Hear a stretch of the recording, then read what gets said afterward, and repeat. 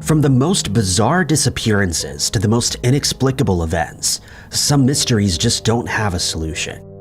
These puzzles make for the most intriguing stories that continue to haunt us through the times. Have you been having strange dreams? If you lived in Portland, Oregon in 2015, this question might sound eerily familiar. It was April of that year when strange flyers began to appear sporadically throughout Oregon. They hung from road signs, bulletin boards, and telephone poles. Many residents would walk by, seemingly not noticing the bizarre signs. A few passers-by, though, stopped to read the notice, and they were left with an eerie feeling. The posters read the following, saying, quote, "Have you been having strange dreams? The Willamette Valley Dream Survey is investigating a recent spike in bizarre, unexplainable dreams. If you've been experiencing any unusual dream activity, you can help by reporting a summary."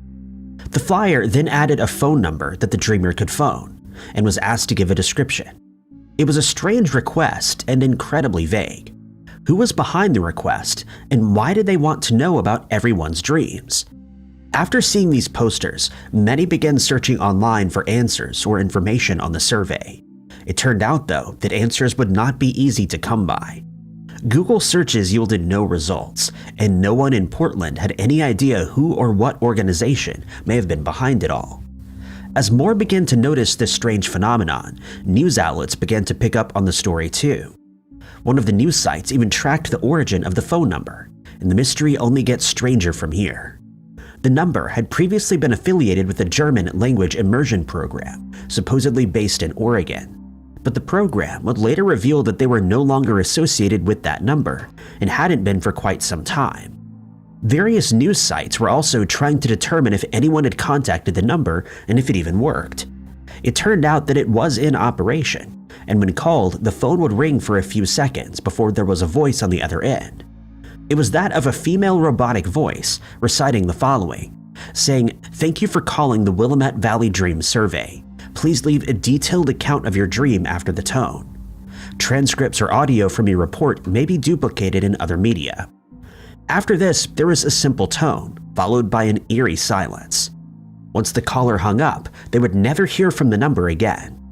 There was no follow-up or explanation, but now someone had their dream.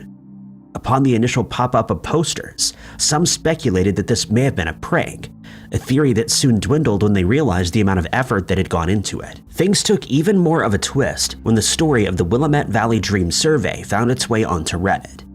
One user, Marcus Yallow, posted a picture of the poster on a subreddit, and the comments were incredibly eerie. Many other Reddit users claimed to have been having strange dreams, which made the sudden emergence of the flyers even more eerie. The mystery soon died off and was seemingly forgotten about. That was until 2020, when similar posters were sighted in Utah, this time for the Happy Valley Dream Survey. When compared to the Willamette survey, they were extremely similar. It followed the same premise as before, and again added a working phone number along with an email address. When the dreamer called the number, they were again met with the same automated female voice. The flyers had popped up in the same month that it had 5 years prior, but beginning on the 30th of April. Except this time, the dream survey would come with an even darker twist. Almost immediately, the new poster found its way onto Reddit, claiming that it had been spotted in Utah.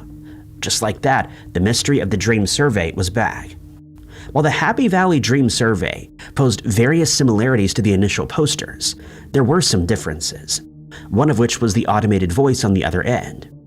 One YouTuber, one Reddit, decided to call the number listed and recorded the whole session.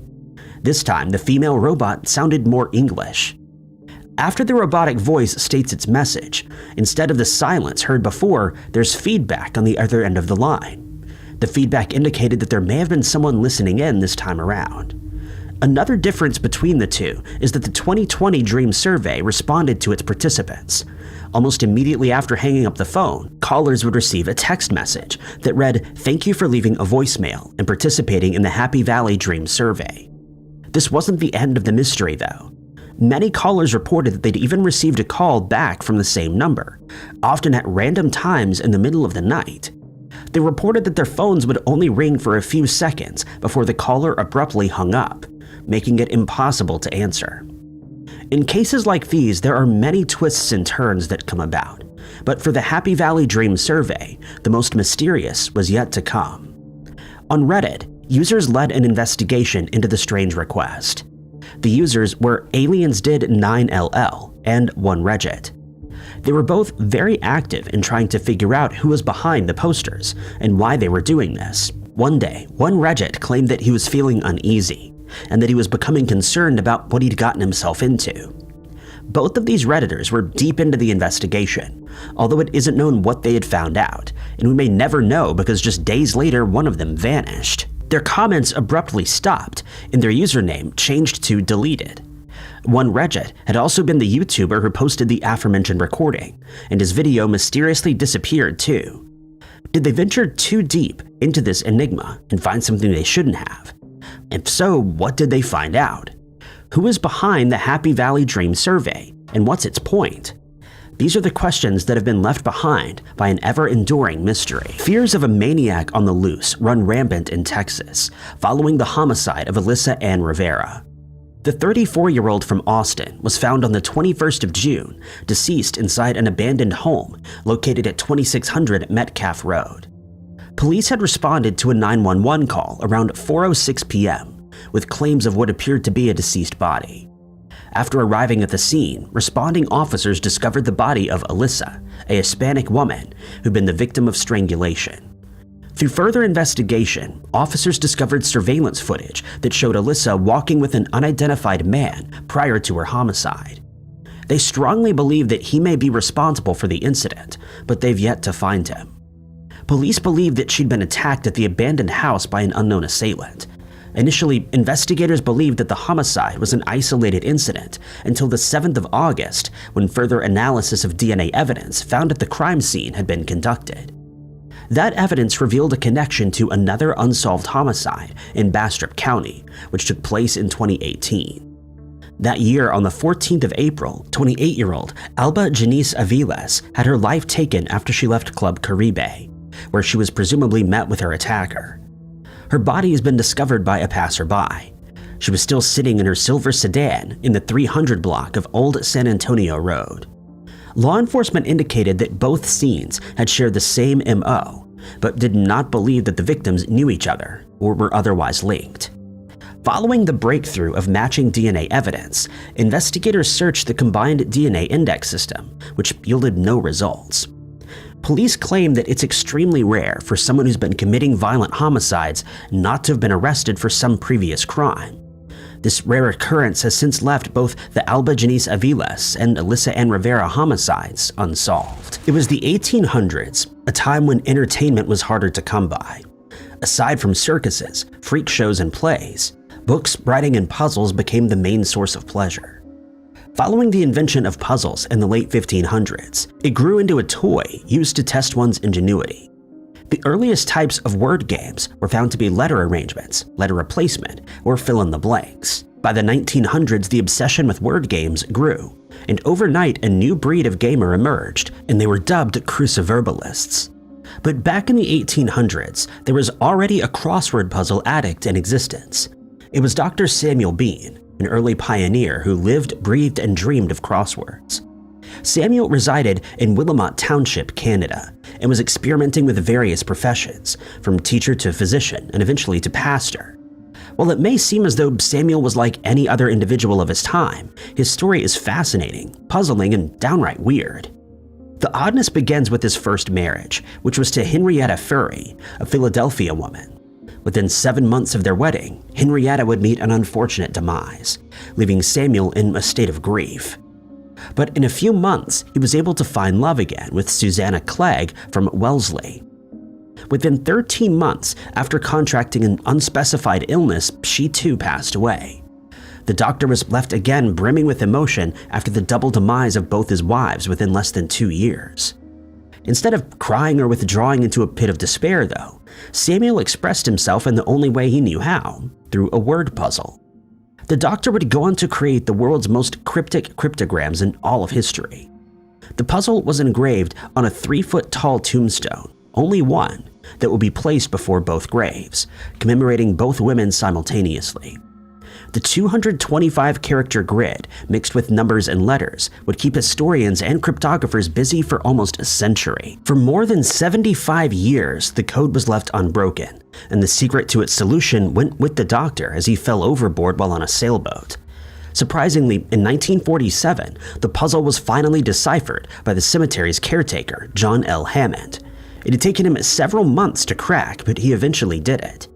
Starting from the center, one would have to read the engravings in a jagged spiral format. The puzzle detailed the passing of both wives, their ages, and who they married. It ended with, "May God help me, SB, to meet them there." But even with the cipher solved, the mystery remained. The doctor himself was an enigmatic individual. No one could figure out why he decided to pay tribute to his wives in this manner, with the impossible ciphers that took almost a century to solve. Some thought that it may have been through superstition, or perhaps an odd sense of humor. Others suggested that he merely wanted privacy. Samuel was a mysterious presence who had strange ways. One investigator pointed out that he added his profession as an MD into the epitaph, but why? This prompted some to become distrustful of him, his motives, and his narratives. The more that investigators looked into his life, the more the suspicions grew. These suspicions only got worse when it was discovered that there was no record of Henrietta or Susan's passing. This ultimately left many historians wondering exactly who Samuel Bean was, if he had a hand in his wife's passings, and why he reacted to both incidents in such a strange, cryptic manner. Rumbling underneath the ground, scattered across Europe, is an enigmatic network of passageways known as the Erdstall tunnels. There isn't just one or two here and there, but thousands of them. These systems are anything but ordinary and present a troubling mystery that has captivated archaeologists and historians since their discovery. The networks are made up of claustrophobic tunnels dotted by squat chambers. Some of them are punctuated by multiple levels connected by crawl spaces that are nearly a foot wide. In order to explore the tight-squeezed tunnels, explorers must thin their bodies through the openings that are barely big enough to fit the average man. The origins of these enigmatic systems are unknown, but it's thought that they may date back to the Middle Ages. Many theories have been discussed, from escape routes to hideouts. The most prominent suggestion, though, is that these systems may have served a more religious purpose. But for who? At first glance, it may appear as though there's a likely explanation for the formation of the passageways. Perhaps they were made by a burrowing animal. But the inner works reveal a much more complex scene, one of intricacy. The tunnels are very rarely mentioned in historical records, with the earliest account dating back to the medieval period. Excavations of the structures have yielded no results, only allowing speculation to run rampant, including the idea that the systems are the relics of extraterrestrials that once took up residence on Earth. One may think that with excavations and explorations, the discovery of a few artifacts may shed some light as to what the tunnels were used for. But oddly enough, there are no artifacts in the caves, and little evidence that they were ever inhabited. Very little can be known about the structures due to a lack of archaeological evidence, despite the abundance of tunnels that exist in Central Europe, with 700 in Bavaria alone. The evidence is so slim that historians aren't even able to determine the correct age, and are merely basing their time of origin on the earliest known account, which also doesn't mention the tunnel construction. One theory regarding its use speculates that it was used as a storage facility of sorts, but given the fact that some areas are filled up with water, this idea is unlikely. If the tunnels had been used for storage, surely some items would have been left there. In local folklore, some believe that the passageways were goblin holes or mandrake caves. Or perhaps they're connected to castles or secret escape routes, with only one entry and one exit. Given the narrowness of the caves, it can be guessed that those who used them were of small stature or perhaps of unearthly origins, as some have speculated. Despite technological advancements and the use of robots in the exploration of the tunnels, the Erdstalls of Europe remain an intriguing mystery. Where was Jacques Berhès, the devil's advocate? This is the question that plagued the minds of his family, friends, and historians when the French lawyer vanished one day, only to re-emerge 8 years later. It may not be a household name today, but in the mid-1900s, everyone knew Berhès, the defender of high-profile criminals.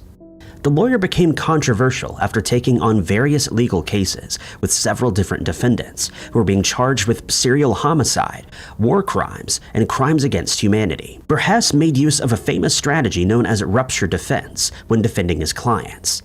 This strategy seeks to break the case against his client down by undermining the authority of the court. His defending of one man in particular earned him the nickname the Devil's Advocate, but he was a sensation long before that, revealing his willingness to defend the most despicable criminals. Aside from being a French defense attorney, Preiss was also a communist and militant anti-colonial activist.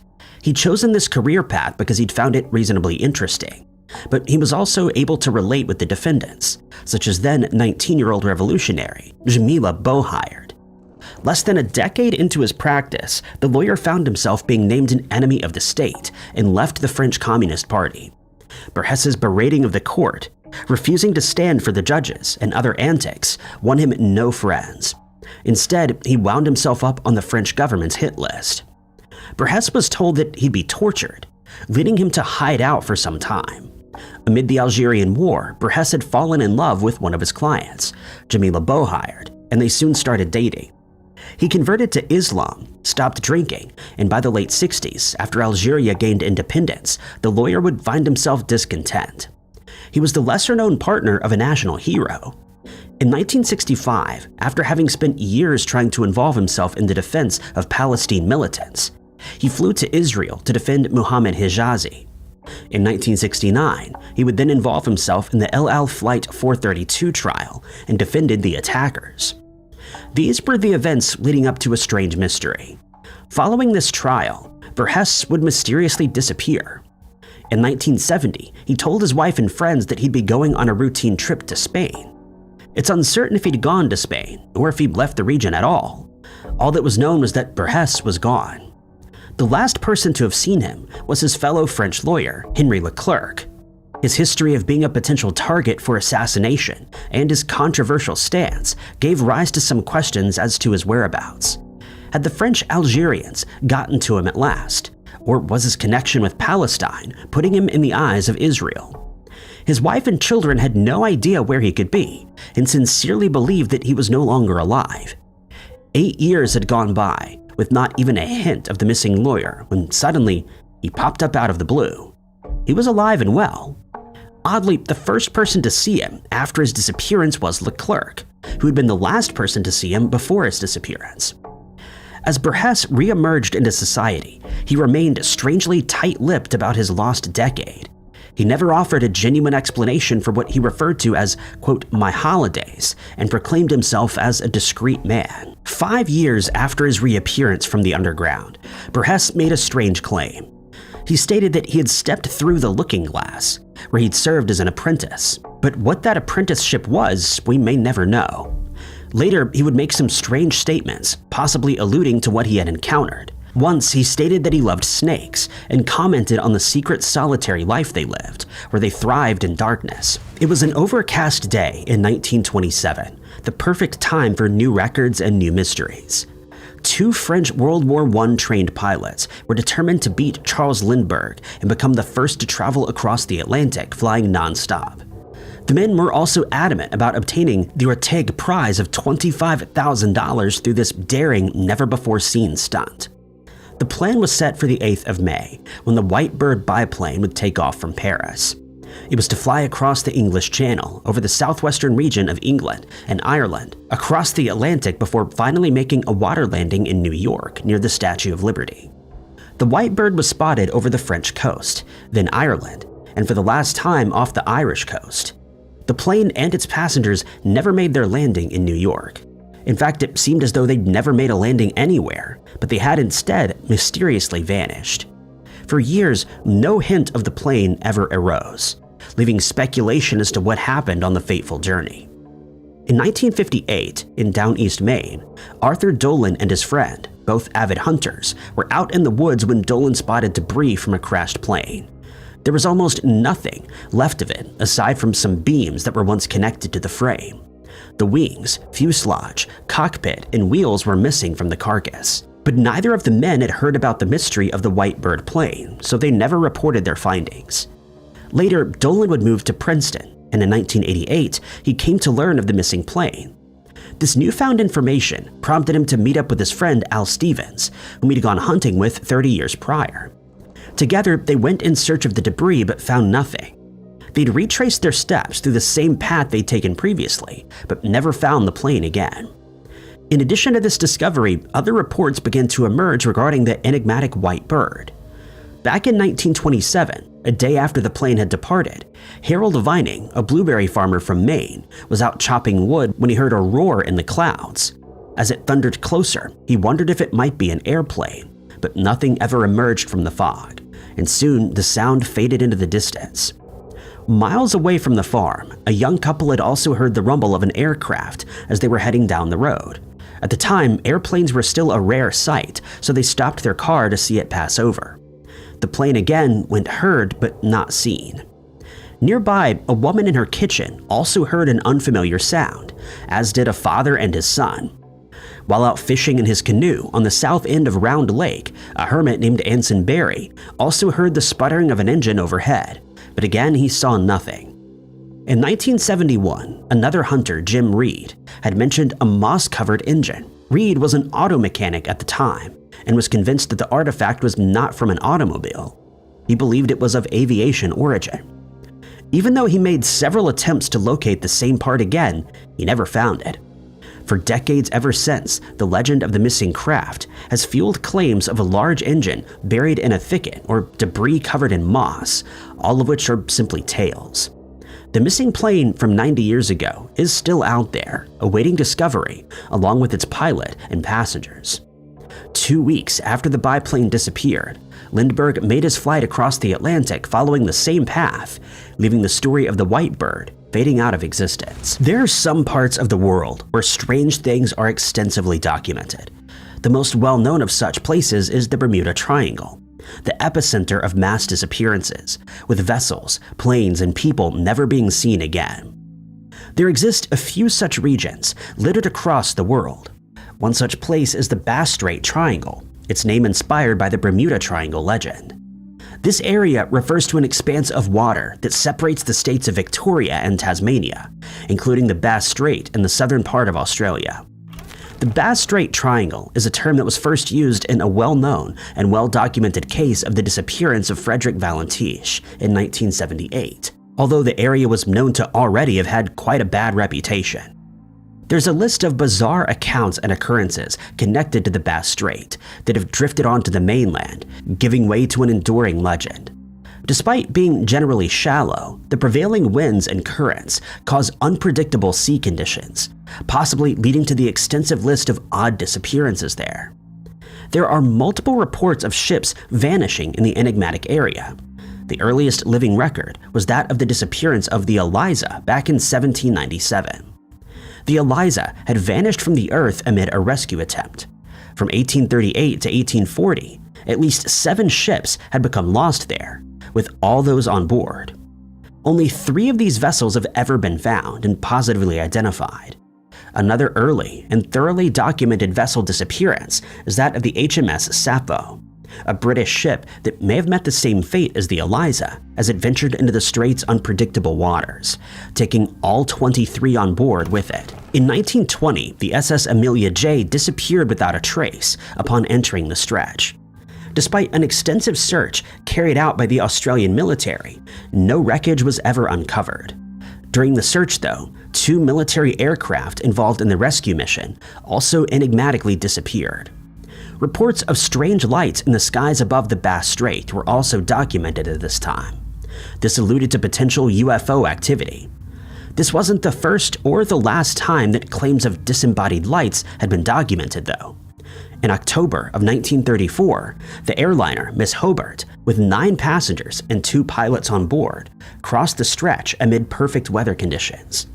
The craft, along with all 11 people on board, vanished too. Again, extensive searches were carried out, but not even the smallest piece of debris was ever found. The last transmission from the airliner spoke of a spooky ordeal. While flying, the crew members reported that they could hear the sound of another plane around them. They also claimed that several times they'd seen an aerial machine coming towards them. After stating that the humming sound had stopped, no further transitions were made, and Miss Hobart was gone. But it wasn't just airliners and water vessels that were suddenly vanishing when entering the Bass Strait, but people too. There are around 50 islands that lay strewn across the strait, which often see reports of strange lights. A young woman had decided to visit Brunny Island, and while she was there, she disappeared enigmatically and was never seen again. During the investigative efforts to locate her, police discovered that none of her belongings had been taken from her hotel room. It seemed as though she'd left the room with the intention of coming back. Upon widening their search efforts, investigators would also find reports of strange lights being seen in the area that evening. Today, it remains debated as to whether or not this had anything to do with her disappearance. The most well-known case linked to the Bass Strait Triangle is the disappearance of Frederick Valentiche and his single-engine Cessna 182.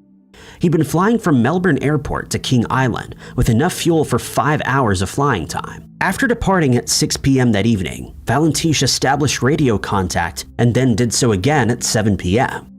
Later, he contacted the flight station again and reported some strange activity, claiming there was an unidentified aircraft following him. One of the last things Valentiche said was, "That strange craft is hovering on top of me again. It's hovering. And it's not an aircraft." Nestled in Nara, Japan, is a strange archaeological site that exudes a mysterious aura. The Sakafuneshi site has been named after a peculiar stone structure that's left historians and archaeologists stumped. The site's garden was built in the mid-7th century amid the reign of Empress Saimei. The sculptures, structures, and other remnants remained undisturbed until the 10th century. In the modern era, excavations at the foot of the hill's northern face have revealed other garden remains, including that of the enigmatic Sakafuneshi stone. The artifact stands as a testament to the 7th century era's craftsmanship. Many questions remain regarding the structure, from who made it to what it was used for. The carved stone has unusual dimensions and was made into a strange shape with a flat top adorned with grooves and channels. The intricate design and technique used in its creation indicate a high level of skill. The name Sakafuneshi stone translates to sake brewing stone, which is only one of the various theories regarding its use. Many historians and researchers believe that the stone was likely used for liquid processing, but the type of liquid that was used remains a mystery. Oddly, there are no known artifacts from this period that look similar to the construction or hold the same characteristics. The stone is unique, which only adds to the mystery of its purpose. The Sakafuneshi stone's creation remains a marvel of the Asuka period. With no concrete evidence to prove that the artifact was used for sake brewing, many other theories have since come about. Some have suggested a religious or ceremonial function. Its location, a region significant to the religious history of Japan, supports this idea. It's thought that it was part of a purification ritual of water. A more sinister theory refers to a sacrificial tale, with the channels being used to hold vital fluid. With the lack of mention in historical records, no theory can be confirmed or denied, leaving the Sakafuneshi stone one of the most intriguing Japanese mysteries. On the evening of the 6th of April in 2024, friends of Kamanan Tiampanit, also known as Angela, called the police with concerns for her well-being. Angela, a 27-year-old Thai woman, was last seen with her friends for a board game party when she abruptly got up and told them she had an emergency. It was assumed that she'd returned to her 6-bedroom, £4 million luxury mansion in Hyde Park. One day after she was last seen, the friends made another call to the police, but they graded the inquiry as medium risk. Following the concerned reports from friends, police would receive more alarming calls. Nearby neighbors had heard some ear-piercing screams coming from the mansion. 2 days after Angela was last seen, police forced their way into her home, and what they found was a disturbing scene. She had suffered several wounds to her body, made using a sharpened blade. There was no indication of forced entry, leading police to believe that the victim may have known her attacker. Angela's boyfriend, 27-year-old Chris Zhang, had made another startling discovery, and one that may be connected to his partner's homicide. In the early hours of the 6th of April, between 2:38 and 7:26 a.m., Angela's search history revealed something troubling. It was violent rap music that was played for an unrelenting 5 hours straight. It was music that Chris maintained she would never listen to. Friends who had attended this routine board game party claimed that at around 4 a.m. that day, after announcing an undisclosed emergency, Angela left. 22-year-old Kevin Shaw hosted the games that night and claimed that Angela seemed more distracted than usual and was constantly texting an unidentified person. Her family has grown suspicious of one individual, an unknown man who was messaging her on a property rental app just a few days before her body was discovered. The man allegedly messaged her for 3 days prior to her homicide, offering her £30,000 to stay at the property for a month. The man was due to meet her there on the 5th of April. An autopsy revealed that Angela had suffered multiple injuries that led to her passing at some point after the 6th of April at 6:15 a.m.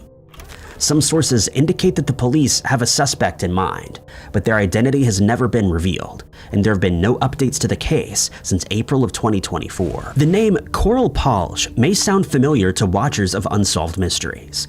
In a 1990 episode, the series spoke of the woman and the chilling mystery that surrounds her. Coral's incredibly odd story begins in London in 1924, the year in which she was born. Upon her birth, the midwife allegedly claimed that, quote, the child had been here before. This may be the reason behind her odd alleged psychic abilities. She could draw the deceased. The twist was that she had never seen them before. Despite never knowing of the subjects of her drawings, Coral was able to draw them with immense accuracy, but she never possessed any such abilities during childhood as most mediums had. It was noted, though, that she enjoyed walking through the graveyards, admiring the headstones, and even drawing sketches of them. This ultimately paved the way for her artistic talents. After receiving a supposed spiritual message from her departed uncle, Coral's journey as a psychic artist would begin. In 1984, when Coral was of 60 years of age, she was visited by photographer Peter Cook. He claimed that during his visit, he'd asked the artist to draw 2 portraits. One would be of his mother, and the other one of his grandmother. Peter's mother Emily passed away 6 years prior, and his grandmother Minnie Rose had long been departed. Coral was never shown any images of the women, and she didn't know them either. Yet somehow she was able to draw them with unexplained accuracy. When comparing the drawings alongside the real pictures of both women, the similarities were uncanny and certainly frightening. For years, the psychic artist would use her talents to draw countless portraits of the deceased, and no one could explain how she did it. During interviews, she even claimed that her subject's spirits were nearby and helping her draw. Adding another layer to the intriguing mystery, Coral could also give a detailed account of each person's life. To this day, no one has been able to figure out how she did it. In 2013, 32-year-old Tim Bosma and his wife Charlene were living in Hamilton, Ontario, and were planning to have a second baby. But to do so, they knew they would have to raise some extra money since their finances were rather tight. They decided that Tim's truck had seen better days, and that selling it for $24,000 would make a good contribution towards expanding their family. They advertised the truck on AutoTrader in Kijiji, a Canadian online marketplace, and they didn't have to wait long until someone contacted them, saying they were interested in buying the vehicle. Unbeknownst to the couple, one of the men who had contacted them, Dylan Millard, had a dubious past. There were several questions left unanswered about the passing of his father, Wayne, and his ex-girlfriend, 23-year-old Laura Babcock. Soon after Laura started dating Millard, she began suffering from mental health issues, and the couple eventually split up. She then started dating another man in 2010, but still had contact with Millard. Then she suddenly went missing and has never been seen again. 2 years later, Millard's father, Wayne, was found deceased at his home after his life had been ended with a firearm. It was later discovered that Wayne was going to stop giving Millard money because he'd been overspending. But Tim and Charlene had no knowledge of these cases, and they agreed to meet with Millard and Mark Smitch at their home so that they could take the truck for a test drive. The pair had test-driven a truck belonging to another man on the 6th of May, and he would later reveal that he was uncomfortable in their company as he found them to be suspicious. The next day, they arrived at Tim and Charlene's house, and Tim accompanied them on the drive. This would be the last time that Charlene saw him. The truck was seen driven in Brantford, but Tim never came home, and Charlene filed a missing person report. His cell phone was found during a search of an industrial area in Brantford, and thanks to Charlene, a description of the 2 men was made public. On the 12th of May, The truck was found at Millard's mother's house in Kleinburg, Ontario, and 2 days later, Tim's remains were found inside an incinerator on the Millard family's farm in Ayr. Millard was arrested and charged with first-degree murder, and soon, as news of the discovery broke, investigators were inundated with more than 700 tips from members of the public regarding the case. On the 22nd of May, Smitch was located and also taken into custody. He received the same charge as Millard and pleaded not guilty. The family's farm was then thoroughly searched, but investigators didn't disclose whether they were looking for evidence in Tim's case or in connection with Wayne and Laura's cases. But following the search, Millard was charged with ending Wayne and Laura's lives.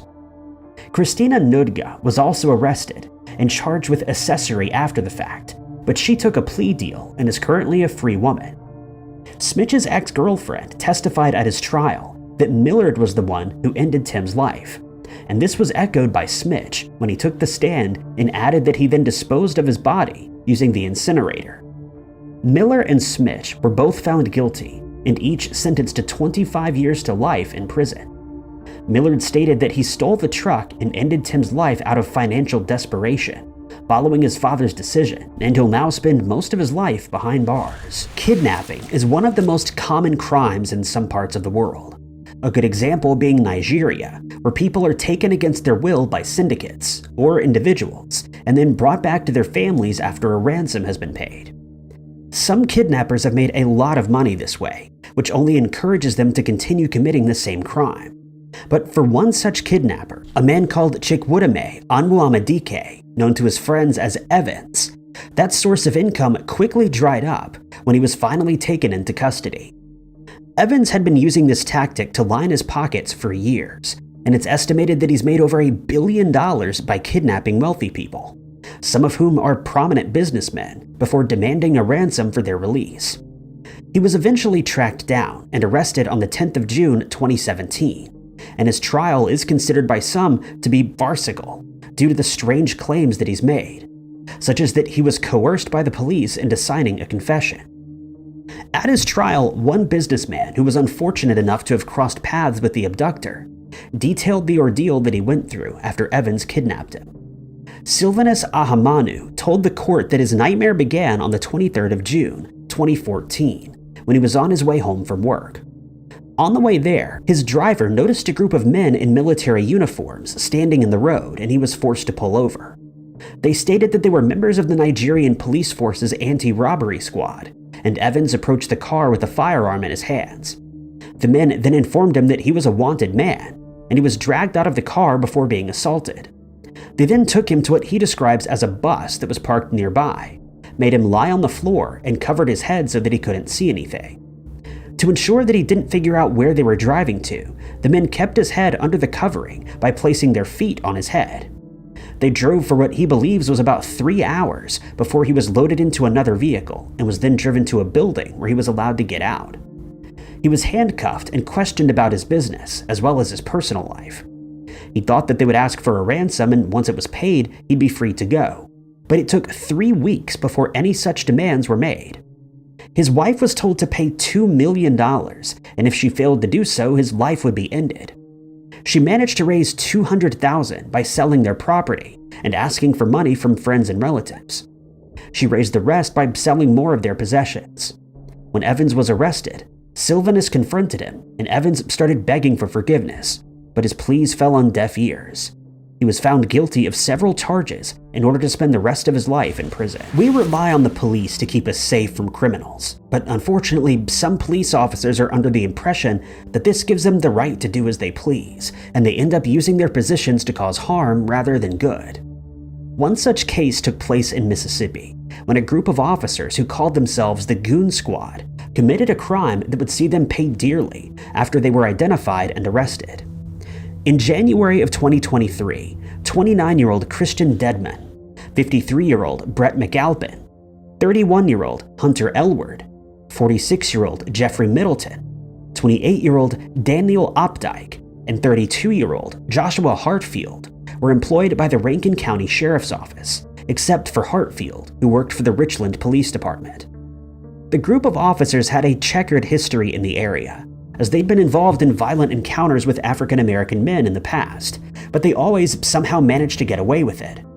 These incidents had been happening since 2019, but in 2023, they committed one of their most heinous crimes yet, and this incident is the one that finally ended their reign of terror in the area.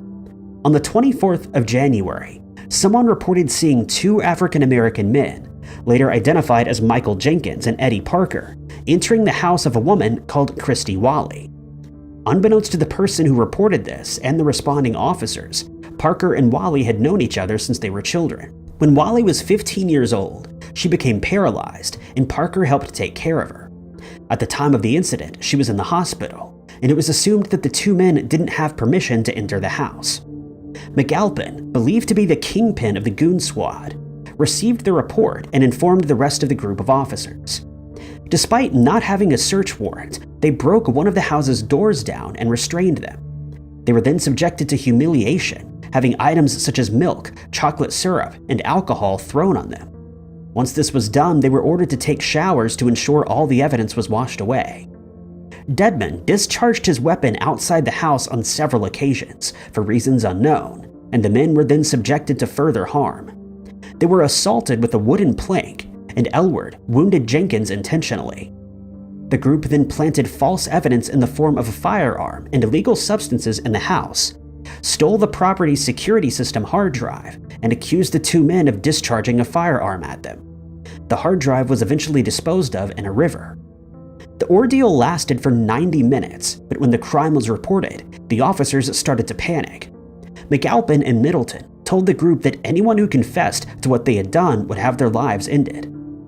The Justice Department started an investigation into the complaint, and soon they became aware of other cases where the squad had misused their powers in a similar fashion.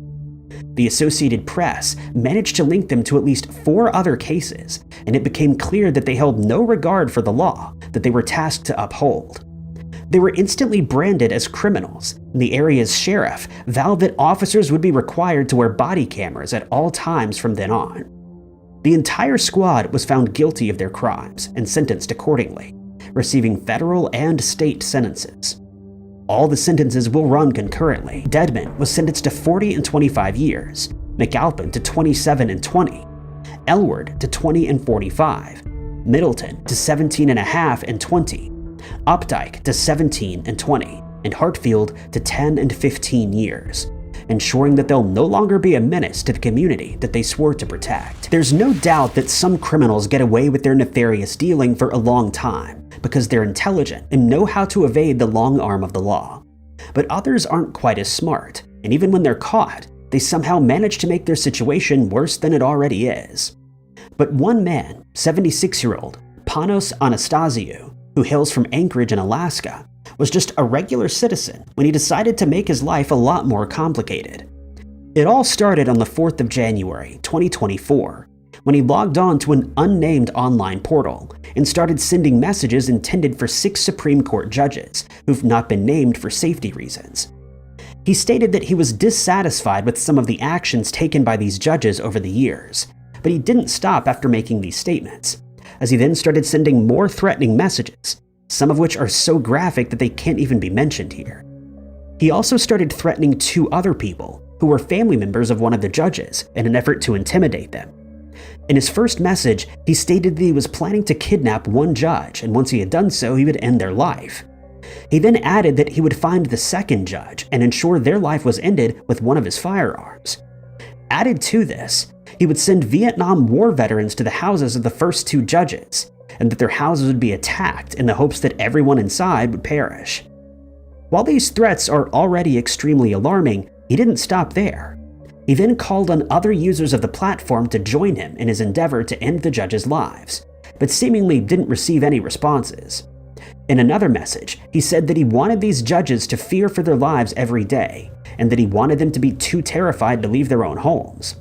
He also dared them to come to his house. His goal, it seems, was to instill a sense of fear in the judges, and to do this, he sent a total of 465 messages over the course of 10 months, all of which contained serious threats that were then investigated. He was tracked down by the FBI and questioned about the messages, and he was eventually arrested after continuing to send more messages. Some of the messages referred to an ex-president of the US, who he referred to as a convicted criminal. Once he was taken into custody and brought to trial, he pleaded not guilty to the 22 charges against him. He was eventually released on bond, and since then, he and his attorney have refused to make any public statements or comments. It was noted, though, that he'd made posts to his Facebook account in which he stated that he regretted serving in the Vietnam War, since America had now been transformed into a police state, in his opinion.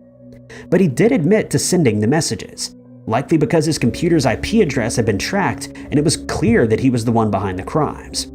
He faces as many as 10 years in prison on each account if he's found guilty. And if this happens, he'll likely never see the outside world again. In July of 1999, 42-year-old Dale Williams, who his wife, Diana, describes as a devoted husband and father, owned an auto body shop in Colorado.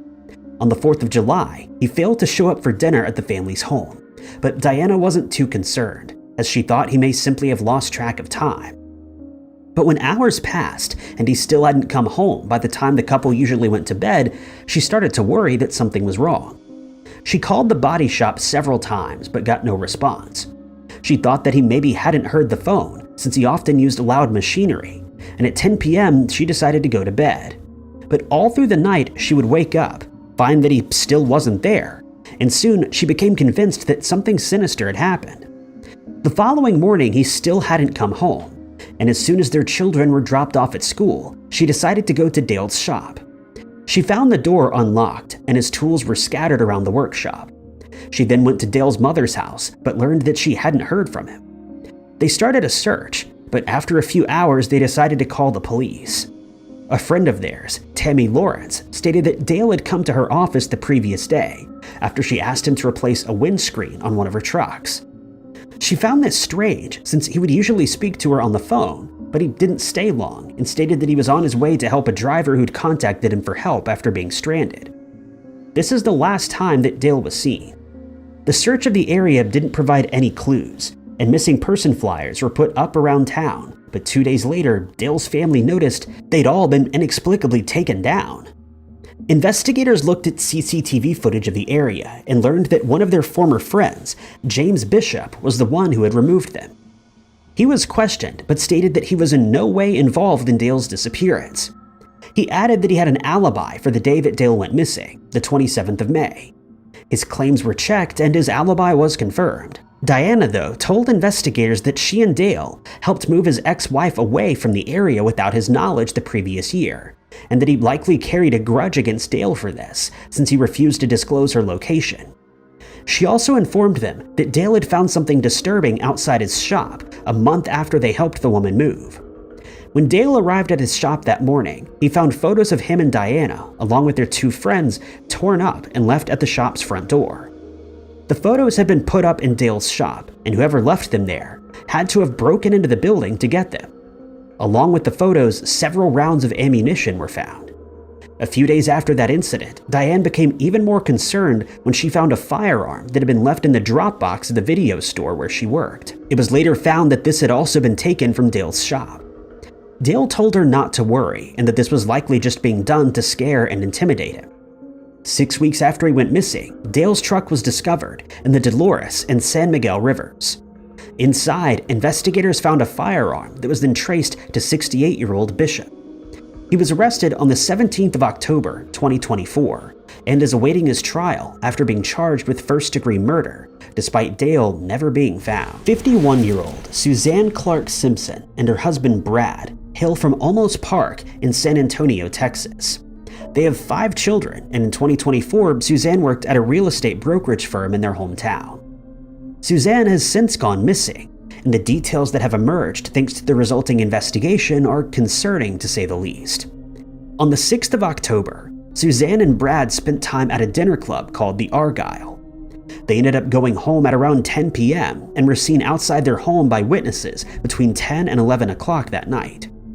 The next day, their children contacted James to report that Suzanne had never arrived to pick them up from school, and he filed a missing person report when he couldn't be contacted. Brad was interviewed, and he reiterated that he first found out that his wife was missing at 3 p.m. on the 7th of October when his children contacted him. But strangely, when asked to come back for a follow-up interview, He didn't show up and refused to cooperate with subsequent inquiries. A neighbor who had seen them the previous night stated that the couple had been arguing and that a physical fight had broken out between them. They added that Brad stopped Suzanne from running away by grabbing her around her upper body. Later, the same neighbor heard someone screaming from a nearby wooded area and decided to investigate, but didn't dare enter the woods. Brad was then seen leaving in his truck and returned about 2 hours later. He was arrested in regards to the assault on his wife and charged with assault causing bodily injury, family violence, and unlawful restraint. His bond was set at $2 million and hence remains in jail for the time being. Further searches for Suzanne have been carried out, the most notable being at a landfill in Olmos Park, but it didn't result in any additional clues being found. For some time, it was believed that she was in hiding from her husband, but the case soon took a sinister turn. James's business partner, 65-year-old James Val Cotter, was arrested and charged with tampering with evidence with intent to impair an investigation after he tried to dispose of a firearm belonging to James. It's believed that this weapon may be linked to Suzanne's disappearance. It also came to light that about an hour before the altercation at the couple's house, Suzanne had spoken to her mother and revealed that James had been physically abusive towards her. She stated that he usually did this when he was intoxicated. 2 additional felony charges have now been added to the 2 misdemeanor charges that Brad was facing, though the new charges have not been made public as of yet. Investigators have stated that they will continue searching for Suzanne, though her mother has stated that she believes her daughter is no longer alive and that Brad is the one responsible for ending her life on the night that she went missing. 42-year-old Asif Siddiqui, also known by the name Amino, is used to living the good life. He could often be seen driving around in luxury cars such as Ferraris and had a serious penchant for gambling. But his gambling habit wasn't as innocent as most, as the casinos that he frequented often chartered jets to fly him out to Las Vegas, giving us a good indication of the amounts of money that he was used to gambling away. But unbeknownst to Amino, who served as the vice president of Fry's Electronics Inc., a big box chain store with headquarters in San Jose, California, he was being watched by several agencies, one of which was the Clark County District Attorney's Office.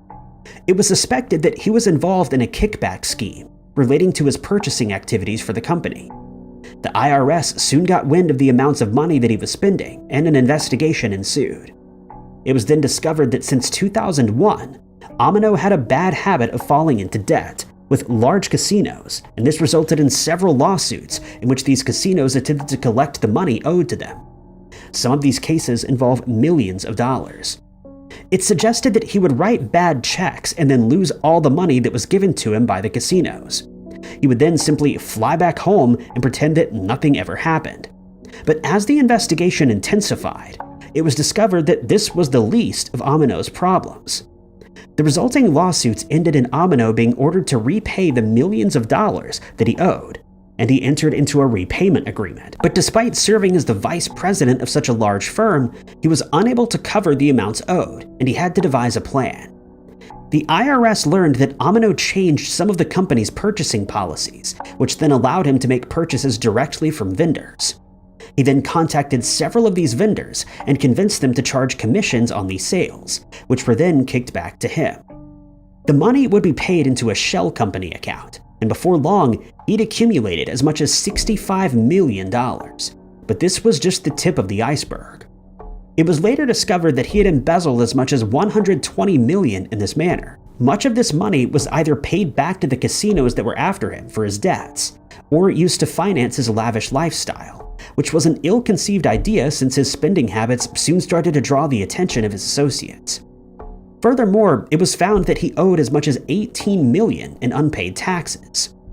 It soon became clear that Amino was in a desperate situation, as he also started taking out loans from the company, using his house in Palo Alto and the luxury cars that he had acquired as collateral. When all of these accusations came to light, he was fired from his position in the firm and Fry's, and then filed a civil lawsuit against them, though the details of that lawsuit have not been made public. Bernard Sadrowski, head of the bad check unit of the Clark County District Attorney's Office, added that Amino is one of the top 5 criminal defendants as far as the amount of restitution that he owes is concerned. Amino was arrested and charged with bouncing checks for a significant amount, as well as 1 count of wire fraud and 1 count of money laundering, for which he was sentenced to 6 years behind bars after being found guilty. 18-year-old Sarah Badshaw from Brampton in Canada found herself on the wrong side of the law in September of 2024 when she contacted an unnamed man and informed him that she was interested in buying his 2022 Porsche Cayenne. They agreed to meet at his house on the 6th of September, and Badshaw arrived there at around 2 p.m., as is evidenced by doorbell camera footage from the man's house. She can be seen driving past the house's driveway in a blue SUV and then walking up to the door before ringing the doorbell. It's unclear whether she knew she was on camera, but the man can then be seen answering the door and they have a discussion about the vehicle. She tells him that she's waiting for her dad and asks if she could look at the car in the meantime. The man agrees, and in footage from the front of the house, he can be seen standing outside of the car's passenger door. Badshaw is in the driver's seat at this point, likely in the process of taking the Porsche for a test drive. The man closes the passenger door and walks around the front of the car, but when he attempts to open the driver's door, he finds that it's locked. The car then lurches backward, causing him some concern since Badshaw is clearly attempting to start the engine with him still outside. He then tries the back door, but finds that it's also locked. He's clearly confused and walks behind the car, and it's at this moment that Badshaw makes one of the worst decisions of her life. As the man steps behind the car, she puts it into reverse and steps on the gas. The man is hit and ends up lying on his back in the middle of the street, with Badshaw clearly still struggling to figure out how to drive the Porsche. Luckily, the man isn't seriously hurt, and he jumps up as other approaching cars can be heard honking their horns. He approaches the driver's side, but before he can do anything, Badshaw speeds away, leaving him behind. He immediately contacted the police and reported what had happened, and during the resulting investigation, the footage proved to be most valuable. It was discovered that Badshaw wasn't acting alone, as another car, a gray Bentley Bentayga that was parked across the street, contained her accomplice, and it was seen leaving the area just before she fled in the Porsche. It was then discovered that this wasn't Badshaw's first attempt at stealing a vehicle. On the 16th of September, 10 days after this incident, she traveled to a parking lot after arranging to meet with someone who was selling a car, but the seller noticed that she was acting suspiciously and that she was nervous and decided not to allow her access to the car. They left the area, and since then, investigators have announced that they're looking for a man who served as her accomplice. 3 days later, Badshaw realized that she'd been identified in the footage, and thanks to the anxiety that she would be found, she decided to hand herself over to the police. The stolen Porsche was later found abandoned and returned to its owner, who received treatment for his injuries to his hands, legs, and elbows, but he is expected to make a full recovery. Badshaw was charged with dangerous operation causing bodily harm, theft of a motor vehicle, failure to remain after an accident resulting in bodily harm, and driving without a license. She also faces charges resulting from prior fraudulent activities. From the outside, Gerald and Vera Woodman seemed to have an ideal marriage. They had 5 children, 2 of which were daughters, who he, according to reports, treated like princesses. On the other hand, Gerald was very strict and hard on his sons, Wayne, Neil, and Stuart. But it would later come to light that the marriage wasn't all that it appeared. Gerald had a controlling nature, he loved to gamble, and was known to have had extramarital affairs. He was a successful businessman who started his own ceiling panel manufacturing business in 1965. He named his 2 sons as vice presidents of the company, but they soon grew impatient with the way that he treated them. Nevertheless, the business did well, and in the 1970s, Gerald started teaching Neil and Stuart how to embezzle money from their bank and their clients. The 2 sons had now become obsessed with making as much money as they could, and when Gerald suffered a heart attack in 1978, they devised a plan to force him out of the company. They asked Vera to convince him to retire, but he wouldn't hear of it, and instead, he brought his other son, Wayne, in to the ire of his older brothers. However, Gerald would lose his business to his sons after a legal battle, and his subsequent efforts to start a second company failed. In the meantime, Neil and Stuart had racked up a massive amount of debt and were once again desperate for money. That's when the case took a sinister turn. On the 25th of September, 1985, Gerald and Vera attended a dinner event and traveled back to their house at 10:30 p.m. Before they could get out of their car, they were approached by two men dressed in ninja outfits and were attacked with a firearm. They both lost their lives in the incident. During the resulting investigation, it was found that nothing had been stolen out of the car, and it quickly became clear this was no mere robbery gone wrong. A neighbor saw what happened and attempted to intervene, but he was too late. Neil and Stewart told investigators that their parents likely had their lives ended in an anti-Semitic attack, or that he owed someone gambling debts, but Vera's sister informed them that she suspected the two sons were hiding something. But then there was a break in the case. A retired police officer informed investigators that a man named Stephen Hommick, who worked for Neil, had hired him as security for Neil's son's bar mitzvah, and that Neil instructed him to keep his parents away from the celebration. It was then discovered that Hommick had a brother named Robert, and the two had associations with two ex-convicts named Anthony Mahoy and Mike Dominguez. They learned that Mike Dominguez and Stephen Hommick had flown to Los Angeles on the day that Gerald and Vera's lives were ended, and then flew right back to Las Vegas the next day. Neil, Stewart, Stephen, Robert, Anthony, and Mike were all taken into custody on the 11th of March, 1985, and given the option to confess to the crime or face the death penalty. Dominguez and Stewart Woodman decided to cooperate and confessed that the Woodman brothers had hired the Hommick brothers, as well as Mahoy and Dominguez, to carry out the hit on their parents. They were all found guilty, and the Woodman brothers, Dominguez, Robert Hommick, and Mahoy received life sentences.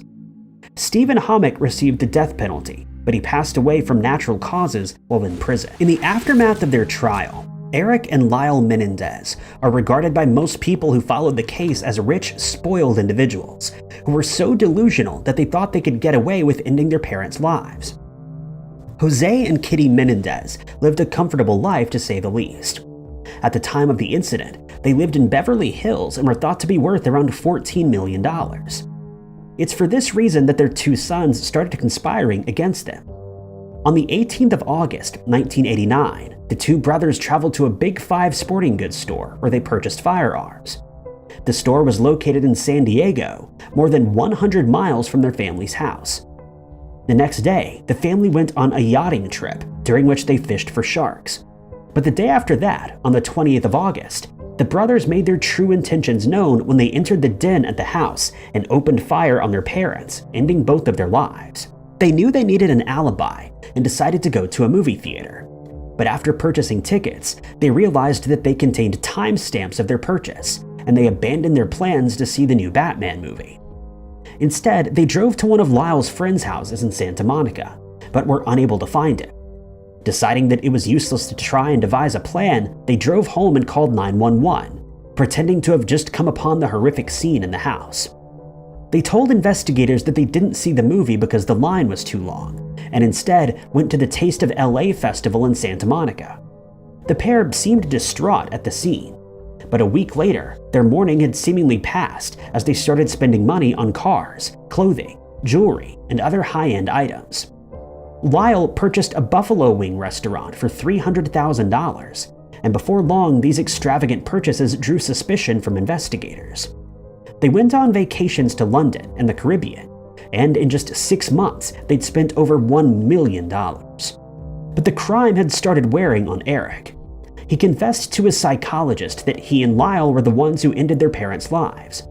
The psychologist then confided in his girlfriend, who went to the police, and the two brothers' fates were sealed.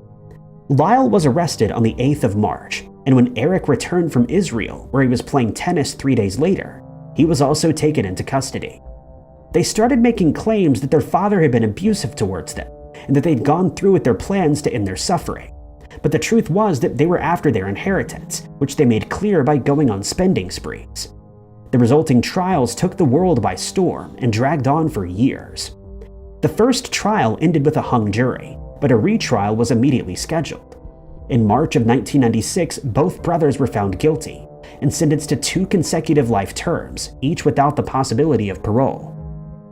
Many people are convinced that the brothers were telling the truth about the abuse in the household, and that they should have been tried for manslaughter rather than murder, but for the most part, it's believed that they concocted their plan out of greed, for which they'll spend the rest of their lives in prison. Brandon Graves, also known as Peanut, had a rough start to life. When he was just 3 years old, his mother passed away, and his father chose not to be a part of his life. He ended up being raised in Little Rock, South Carolina, after his aunt and uncle took him in. Despite his rocky start to life, Brandon would build quite a name for himself. He attended Morris College for some time before transferring to Coastal Carolina University, from which he graduated in December of 2008, earning a degree in sports management. 2 years later, in January of 2010, Brandon, who was working in Myrtle Beach, decided to embark on a last-minute road trip to Sumter. There, he would be attending the Morris College homecoming, a trip that would change the lives of both Brandon and his family.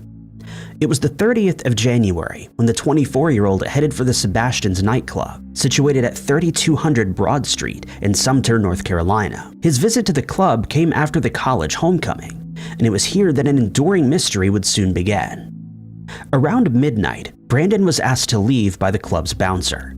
He allegedly became unruly there, and a few minutes later, according to witnesses, he returned to the club and tried to re-enter. This time, though, he was not permitted to enter nightlife and was escorted from the property by the security. It's speculated that after this, Brandon headed for the Blue Mist Club in a white car. This claim, though, has gone unverified.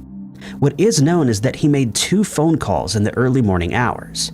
One phone call went to a cousin and the other to a friend. Unfortunately, neither call was picked up. Brandon left messages to both of them, but they were unintelligible.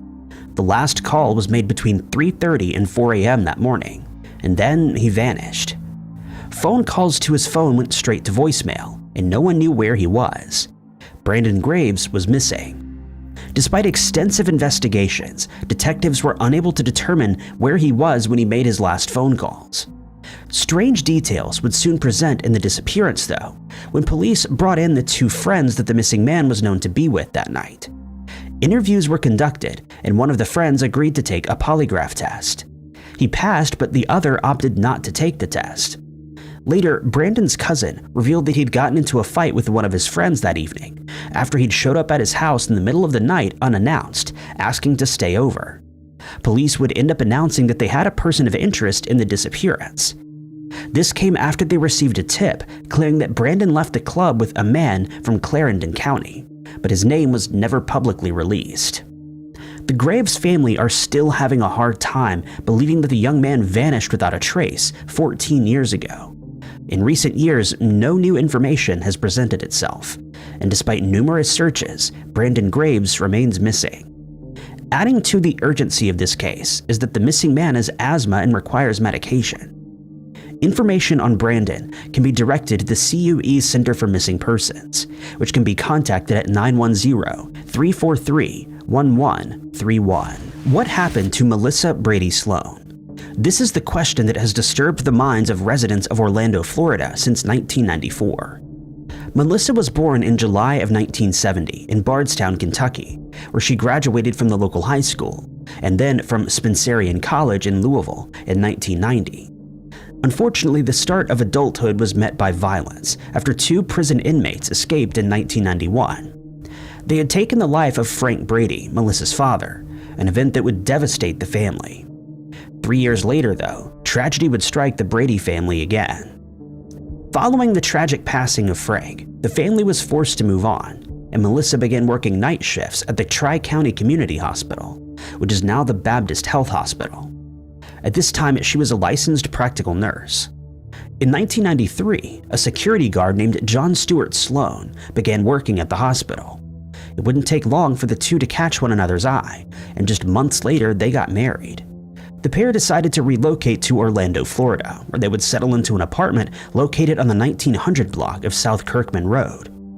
John would go on to attend school in an effort to become a motorcycle mechanic, but it didn't take long for the marriage to become volatile. There were allegedly reports of domestic violence, with the police heading to the apartment twice. On the second trip, John would be arrested for assault. It was here that the next Brady family tragedy would strike. Melissa was due to testify against her former partner in the second week of May in 1994. Before this, though, she would enigmatically disappear, never to be seen or heard from again. John was released from custody, and Orlando police officers headed to the Sloan apartment, only to find that Melissa was gone. John stated that he last saw her on the 1st of May and alleged that she'd packed her things and left him. He also claimed that she had another man in her life, but he didn't know who he was. Melissa's mother, Merle, tried phoning her daughter but was unable to reach her.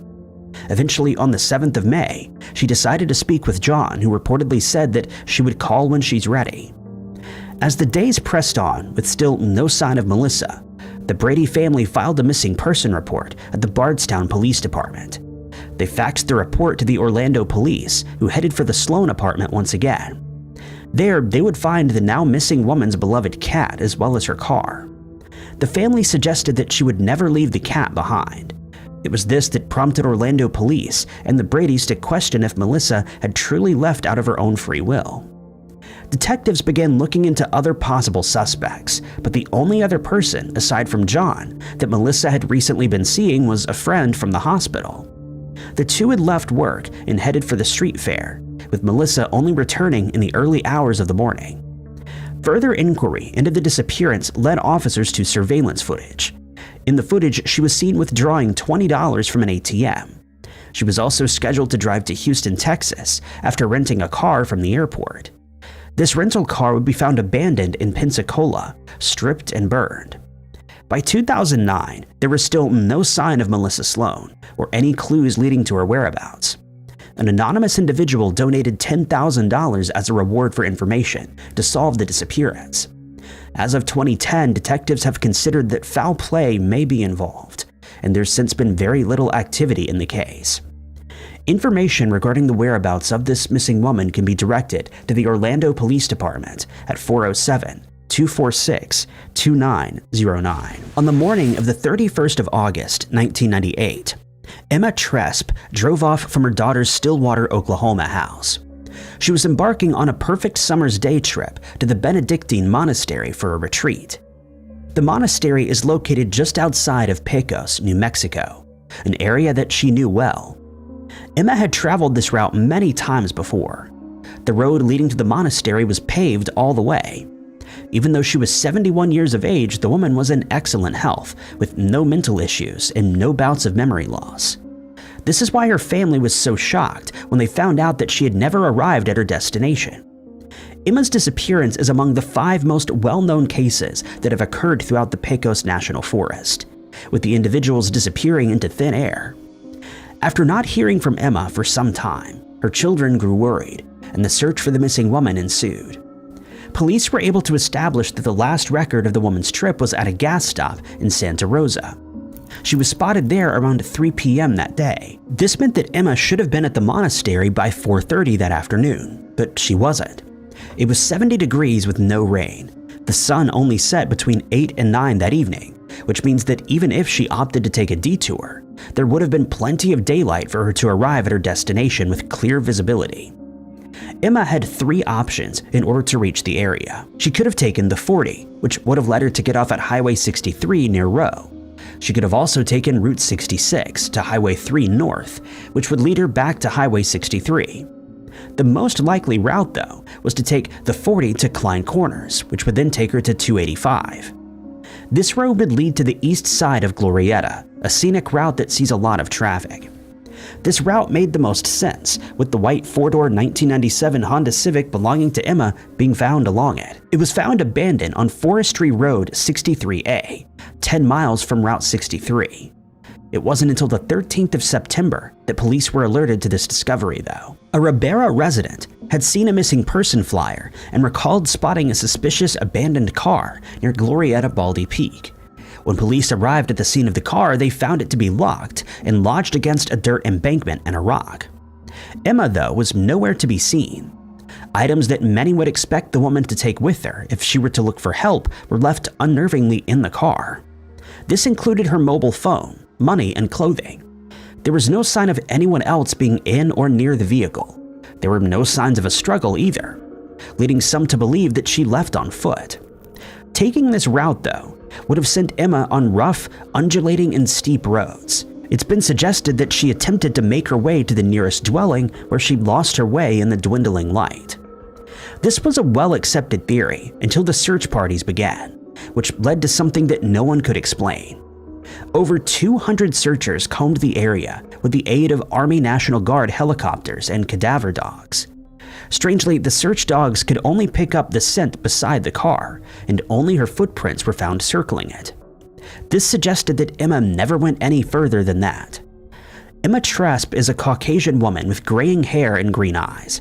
She has a mole on the right side of her nose and wears glasses. Information regarding her eerie disappearance can be directed to the New Mexico State Police at 505-827-9076. It was 1978, with the festive season rolling in, a time when most places are jam-packed with holiday makers and family visitors. Often, this time of year sees a higher mortality rate in vehicle-related accidents. This is no different in other places such as New London, Connecticut. It was Christmas Eve after 11 p.m. in a sleepy neighborhood. College student 20-year-old Kevin Showalter, along with his girlfriend Deborah, who was at the wheel, were just 2 blocks away from home. Suddenly, Deborah blew a tire. Reluctantly, she pulled over for Kevin to do a quick change. The streets were dimly lit and visibility was limited. Kevin crouched down and began changing the tire, but despite it being the middle of the night, that didn't stop one driver from barreling down the road at an incredibly high speed. The oncoming vehicle tore through the shadowy street. Deborah emerged from the vehicle, and many residents were drawn from their houses by the commotion. They watched as taillights faded off in the distance, only to reveal a horrid sight. It was Kevin, lying on the road unmoving. The speeding driver had struck him, and the ambulance was called. They arrived in just 4 minutes to tend to the scene, but regardless of their quick reaction, it was too late, and the young college student was declared deceased. Moments later, 2 policemen would wake Kevin's mother, Lucille, to give her the terrible news.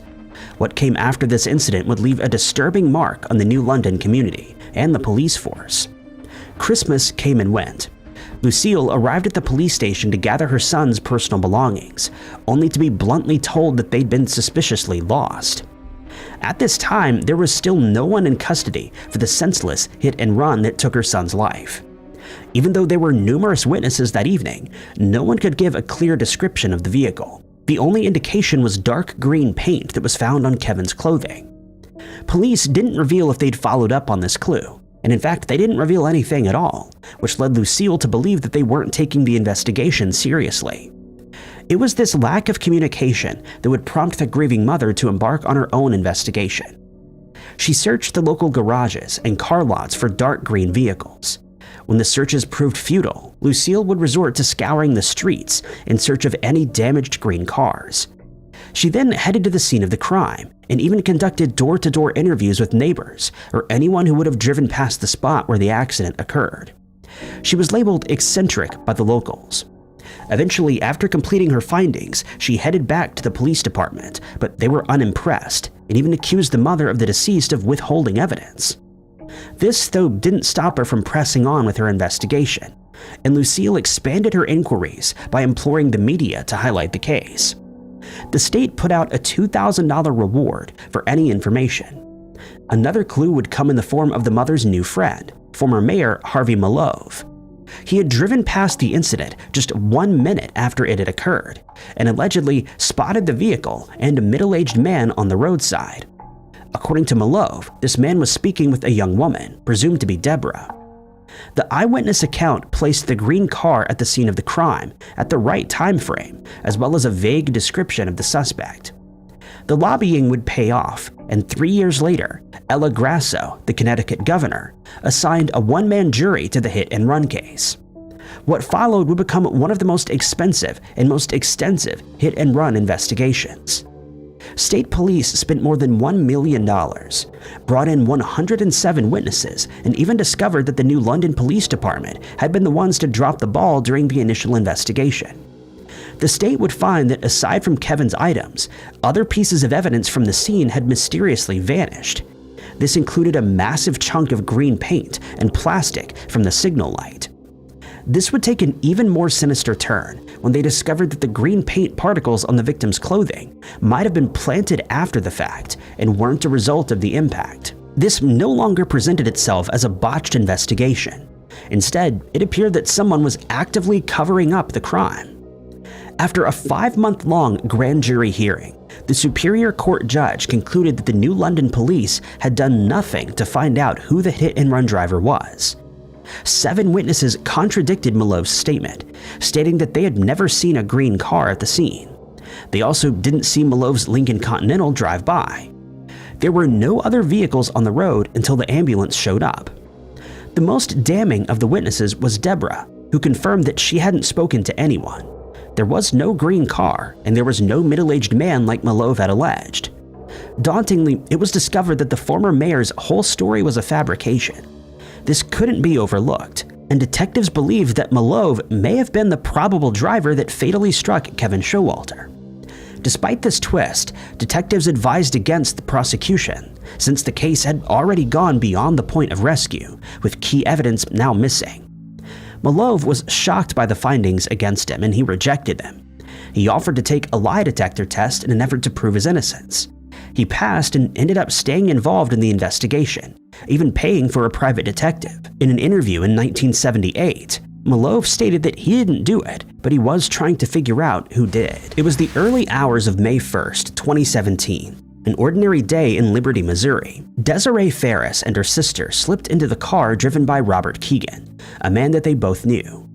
The trio would spend much of the day together, embarking on many adventures including visiting abandoned houses known for nefarious activities. Around 4:30 that afternoon, Desiree was dropped off at a McDonald's that bordered 31st Street and Van Brunt Boulevard in Kansas City. Her sister was supposedly dropped off at home, but conflicting eyewitness accounts state that she too got out of the car at 31st Street. In the modern and technological world, the lack of text response and unreachability is a call for concern.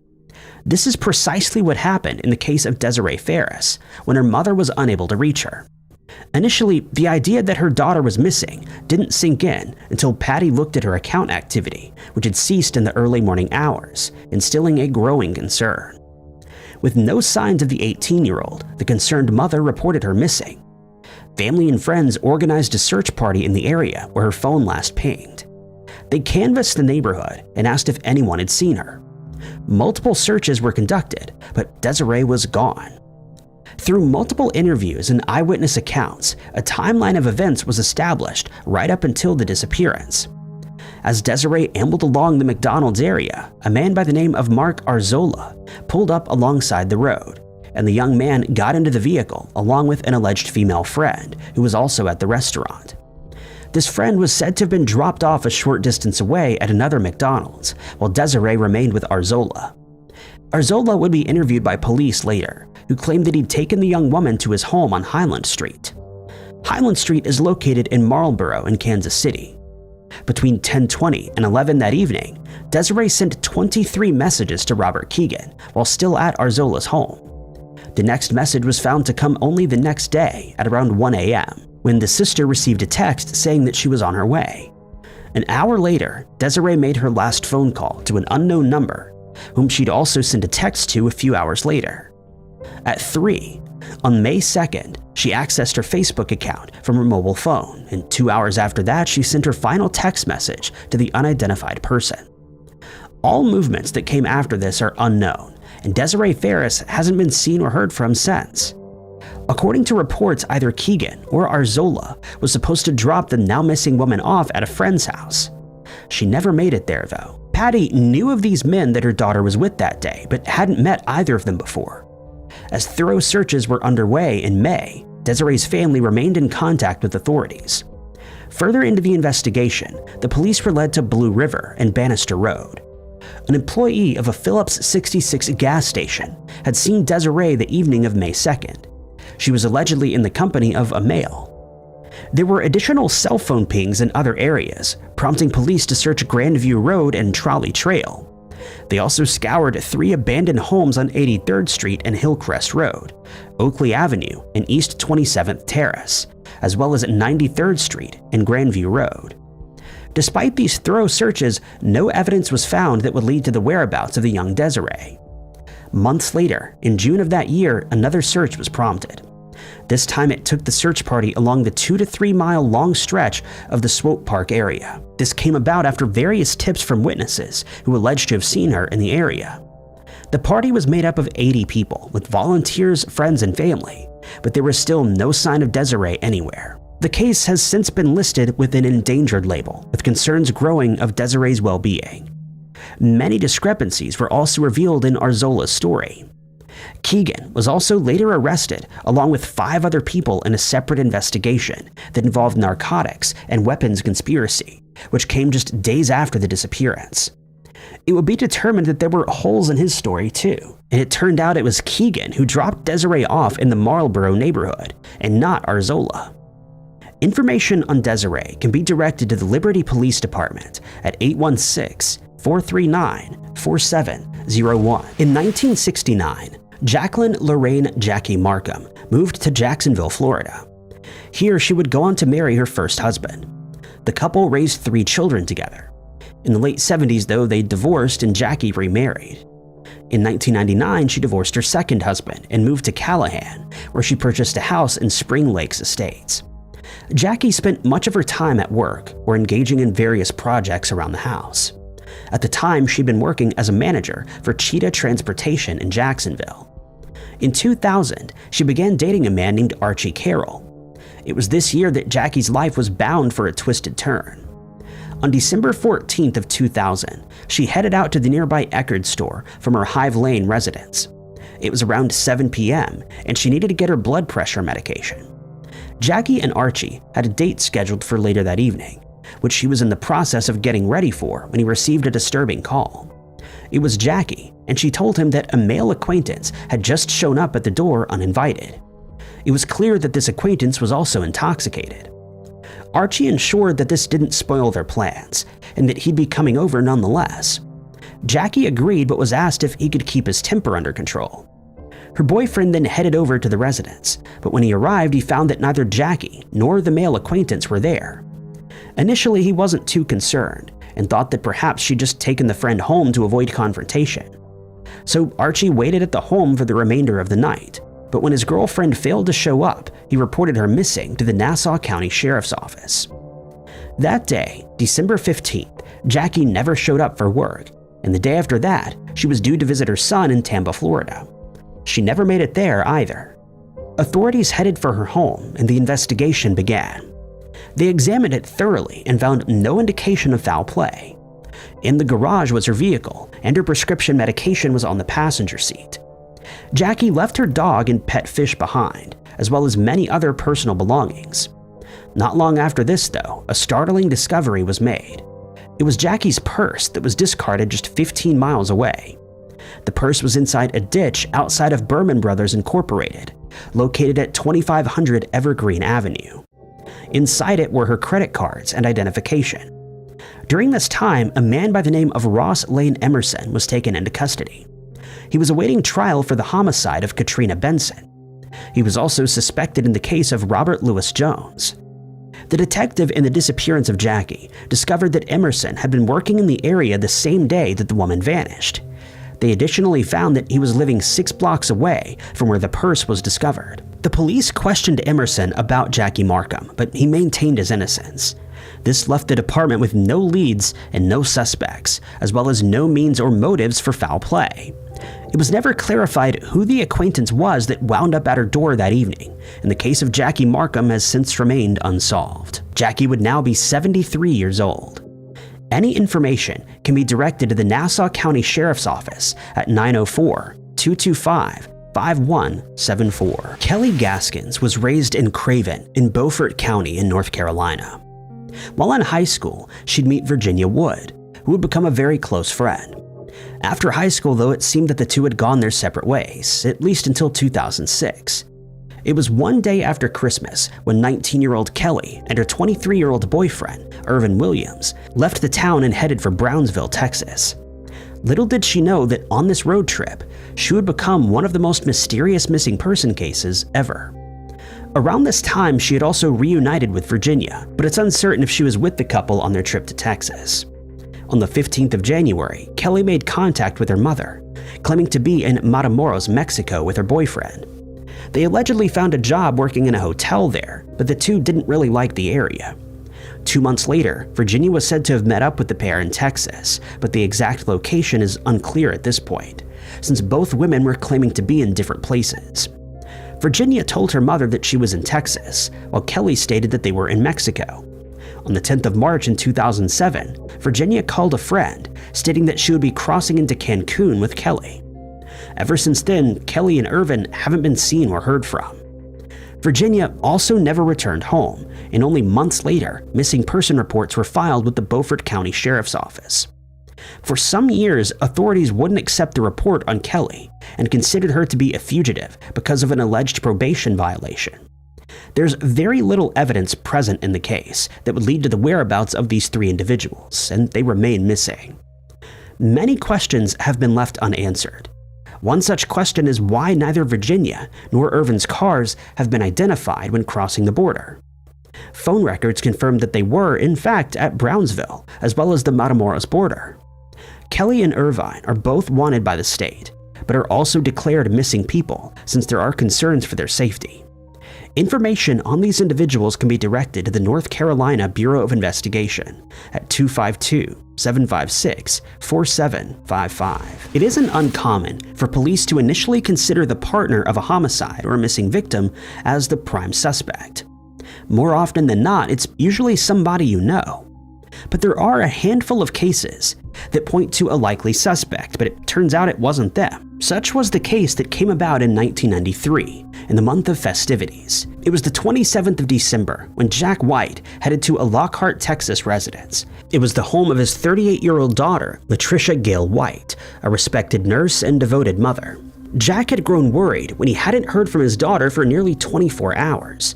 She also failed to attend work, which concerned coworkers and friends.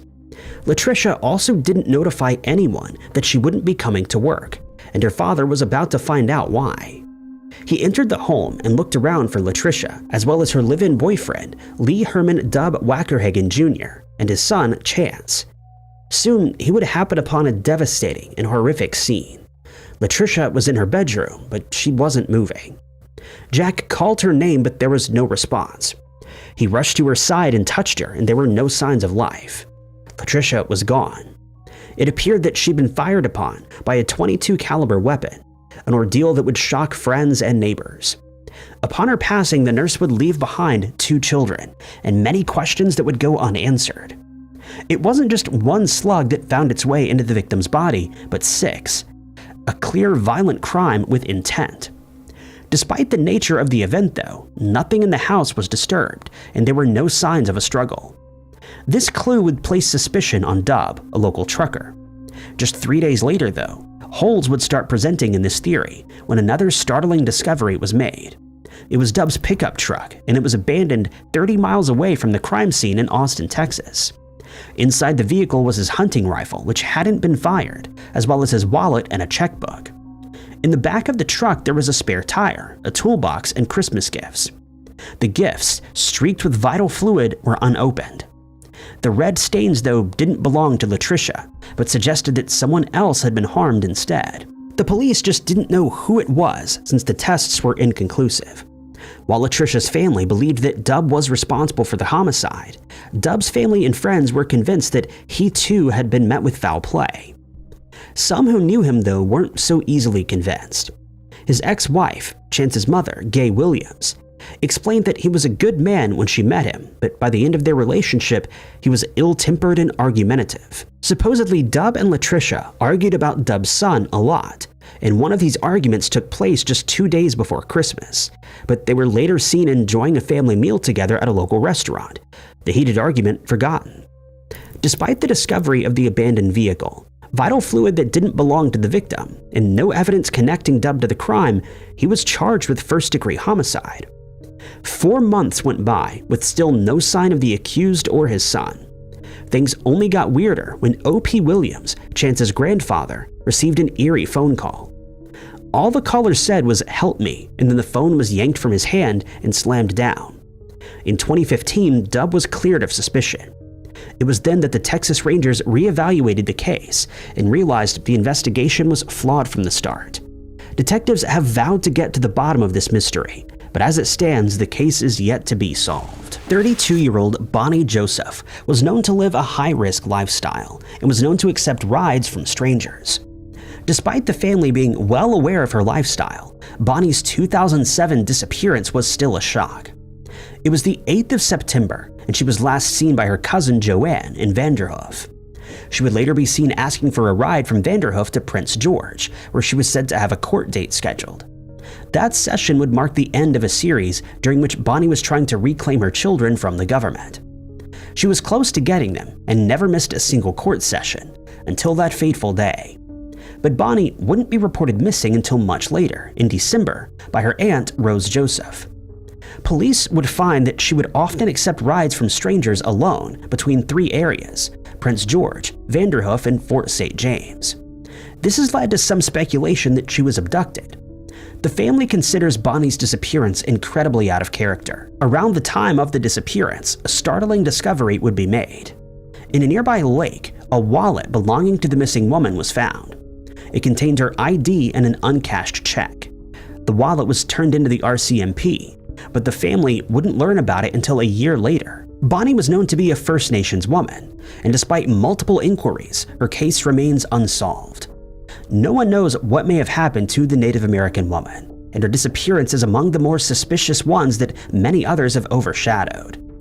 Information regarding the whereabouts of Bonnie Marie Joseph can be directed to the RCMP at 250-561-3300. It was the 22nd of September in 1994, a time of joy and celebration.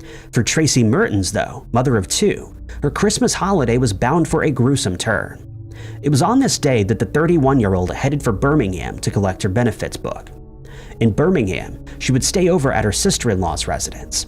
The following day, she headed to her former home, one that she shared with her partner. Skip ahead a few hours, and a passerby came across a third-degree burned Tracy, who was sitting crying in the churchyard. She was promptly rushed to the hospital and lived just long enough to relay what happened to her. Through a shaken voice, she was able to give a descriptive account of the events that unfolded on the 23rd of December. It was just before midday when Tracy heard an unexpected knock at the door of her former home. She answered it, and 2 unidentified men barged in. They began to ask where Joey was, but the terrified woman was reluctant to answer. Joey was her partner. When the 2 abrasive men didn't receive an answer, they grabbed hold of Tracy and blindfolded her. She was then bundled up into a yellow Ford Escort. The victim was able to give a clear description of the men, describing them as African American, 30 years of age, and of a big build. After being abducted, Tracy was driven to the Eaton Churchyard in Cheshire, 1 hour away from her residence. It was here that she would later be discovered. The assailants, though, didn't just want to dump their victim at the grounds, but they proceeded to douse her in gasoline, which would lead to 95% of her body being burned. 12 hours later, Tracy was declared deceased. Detectives received just one lead, and it came from a couple who allegedly owed dealers some money for narcotics. They told the authorities that the supposed assailants threatened them, stating that if they didn't pay, they would get what Tracy Mertens got.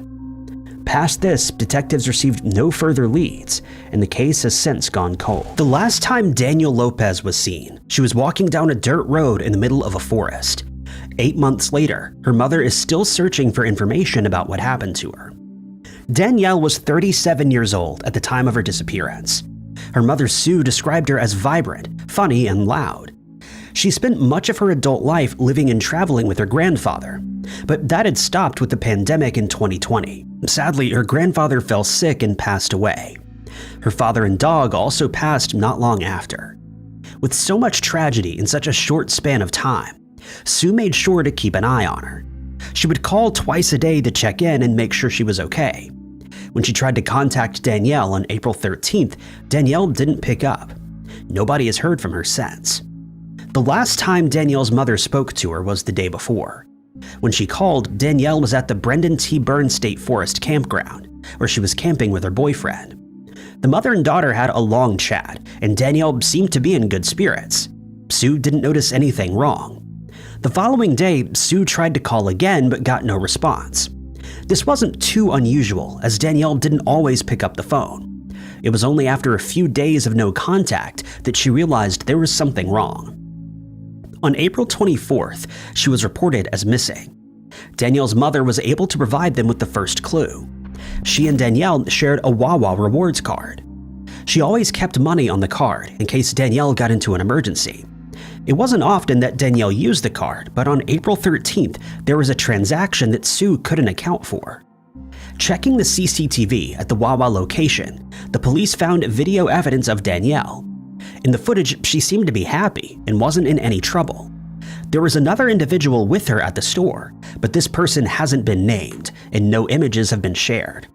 That evening at about 6 p.m., Danielle was spotted again.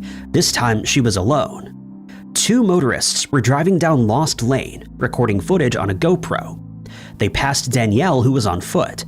It was roughly 13 miles away from the Wawas. The motorists spoke to Danielle briefly before continuing on their way. On May 1st, the police discovered Danielle's blue Hyundai on Lost Lake. The car was found roughly 12 miles away from the campground, parked in a deep puddle. The battery had run dry, and when police managed to get the car jump-started, the hazard lights were turned on. Some of Danielle's belongings were found in the car, but there was no sign of her phone. There was also no indication about what had happened to her. Searches focused on the campground in the area where Danielle's car was found. Unfortunately, no trace of the missing woman has been found. The police have interviewed Danielle's boyfriend, the person who was with her at the store, and other people who were with Danielle before she vanished, but so far there have been no signs of foul play, but it's impossible to rule out someone else being involved in her disappearance. Danielle is described as 5'4" and 135 pounds with brown hair and eyes. She was last seen wearing a black long-sleeved shirt, jeans, and light-colored shoes. Anyone with information in this case can contact the New Jersey State Police Department at 609-882-2000. While some missing person cases make headlines and receive attention from around the world, the majority of cases do not. Friends and family of the missing individual are left struggling to raise awareness while also looking for their loved one. That's been a reality for the friends and family of Sharon Marie Cleveland. Sharon, who also goes by the name Sherry, has been missing since September of 2024, and no trace of her has been seen since. Sharon was 57 years old at the time of her disappearance. She lived in Daytona Beach, Florida, and was known in the local community as the Cat Lady. She looked after cats that lived in the area and had many pets of her own that she loved. Unfortunately, Sharon had many struggles, including with her mental health. She has 2 daughters, but both lived out of state. They stayed in touch despite the distance. The last time her daughter Noelle spoke to her was September 16th, 2 days before she vanished without a trace. Sharon also had roommates, and it was rare she went anywhere alone. There was always someone with her in case something bad happened. It was between 3 and 3:30 p.m. on September 18th that Sharon left her home for the last time. She said she was going for a drive, but didn't give any specific destinations. This wasn't unusual for her. The AC unit in her home was broken, and she liked to drive around and listen to music with the car and the AC on. It was only when she didn't return that people began to worry. A few days after she was last seen, one of the people who helped to look after Sharon contacted her daughter to let her know that she was missing. Sharon's phone had run out of battery, and nobody could get in touch with her. Sharon's loved ones tried to file a missing person report, but initially the police didn't think there was anything to worry about. But Sharon's family knew it was very out of character for her to simply disappear without a trace. Eventually, the missing person report was filed, and the official searches for Sharon began. CCTV footage from a Walmart on Polynesian Isle Boulevard captured Sharon on camera on the morning of September 19th. Cameras also spotted her vehicle, which had an unidentified man inside. Sharon wasn't seen in the vehicle, and it's not clear if she left with it or if they were separated. Sharon's vehicle was also believed to be missing for a while. Her daughter Noelle reported that the car's tags had been picked up on the highway on the 19th. She found the sighting strange, as Sharon doesn't know anyone in that area. The car was eventually found and towed, although details of where the vehicle was haven't been released. Even after the police began to appeal for information in this missing person case, few new clues have been uncovered, and Sharon remains missing. Sharon is described as being 5'7" tall and 100 pounds. She has multiple tattoos, including one of a tree on her back, flowers on her chest, and a moon on her calf. Anyone with information in this case can contact the investigating authorities at 386-671-5700. 5249. Just after 11 p.m. on September 4th, 2024, the police were called to a quiet residential street in West London. There, they found 28-year-old Taquan Stevenson Walters suffering from bullet wounds. He'd passed away at the hospital, and the crime remains unsolved. Taquan was a well-liked and active member of his community. He was known as Lil Bam to his friends, who came from all walks of life according to his mother. He'd studied at the University of Roehampton and worked as a personal trainer. He had no known connections to any gangs or criminal activity, which only made the events of September 4th even more mysterious. Taquan was on a quiet residential road near his home in Kilburn, West London, when he was approached by a man on a moped. The unidentified man spoke with Taquan briefly before pulling out a weapon and firing twice. Residents heard 2 loud bangs and contacted the police, who arrived shortly after. Medical staff worked to save Taquan at the scene, but despite their best efforts, he passed away at about midnight. The incident left the community in shock. No one had any reason to expect something like this would happen to Taquan, and the location where it took place was even more unusual. The neighborhood was described as family-oriented and affluent. It wasn't the type of place where a crime like this would take place. But one thing that there was in the neighborhood was cameras. There were many doorbells and surveillance cameras in the area, and the police were hopeful that someone might have caught something that could shed light on the incident. Shortly after the crime took place, the police released CCTV images of the person they believed to be responsible. The images showed a man on a white moped. He was dressed in all black, including his helmet, except for light-colored gloves. Unfortunately, the images weren't too clear, and the man's face and license plates of the vehicle weren't visible. The investigation into this disturbing crime had the added challenge of trying to uncover a motive as well as a suspect. Nobody knew of any reason why Taquan would be the target of such an attack. The fact that the criminal responsible spoke to Taquan before the attack seems to indicate this wasn't a case of mistaken identity. Unfortunately, until the criminal is found, it may be impossible to determine the motive. 3 months after the attack, Crime Stoppers offered a £10,000 reward for information in the case. In that time, the police had made 4 arrests, but they were still appealing to the public for information. The man on the moped is yet to be identified. Anyone with information in this case can contact the authorities on 101, or tips can be submitted anonymously to Crime Stoppers at 0800-555-111. Danette Tanis was out celebrating her 54th birthday with friends when she was last seen on October 8th of 2024. More than 2 months on from her disappearance, what happened to her remains a mystery. Danette is a Native American living on the Flathead Reservation. She's one of 3 siblings and is very close to her family, including her older sister, Dana. Danette had 3 children of her own and a grandchild that she loved. She also had many friends in the community and was very outgoing. The last time her sister talked to Danette was a few weeks before her birthday. On the day itself, she stopped by Danette's home to drop off some food, but there was nobody home. It didn't worry Dana much. She assumed Danette was out celebrating or going about her normal routine. There'd been nothing in the lead up to her disappearance to suggest that there was anything unusual going on in Danette's life. Dana wasn't alarmed when she didn't hear from her sister on her birthday. When she went away for a trip out of town, she had no reason to believe Danette wouldn't be there when she returned. It was their brother who first raised the alarms. Danette didn't keep a phone with her, and her family was used to having trouble getting in touch with her. But Danette always made sure to keep in contact every few days. So when her brother hadn't heard from her for a while, he started to worry. He contacted Dana, who confirmed that she also hadn't spoken to their sister. Normally, Danette would have spent her birthday week out celebrating with friends, but none of them had seen or heard from her since October 8th. When they realized that, the family knew something was wrong, and they contacted the police to report her as a missing person. It soon emerged that Danette had last been seen near Buffalo Bridge in Lake County, Montana. Originally, reports stated that she'd gone out with a friend in a truck, and they'd taken turns using an ATV. While the friend was out on the ATV, it broke down, and it took a while for them to return to where the truck was. Later reports stated that she'd been out with friends, and they'd become separated when the vehicle they were using broke down. The friends searched the nearby area for any sign of Danette, but there was no trace of her. Searches focused around the Buffalo Bridge area where she was last seen. The bridge passes over the Flathead River, and the area is generally very rural. Early search efforts were hampered by heavy rain in the region, but it would continue. Search and rescue teams used drones, water sonar, boats, tracking dogs, horses, and ATVs to search the area around where Danette was last seen, but no trace of her was found.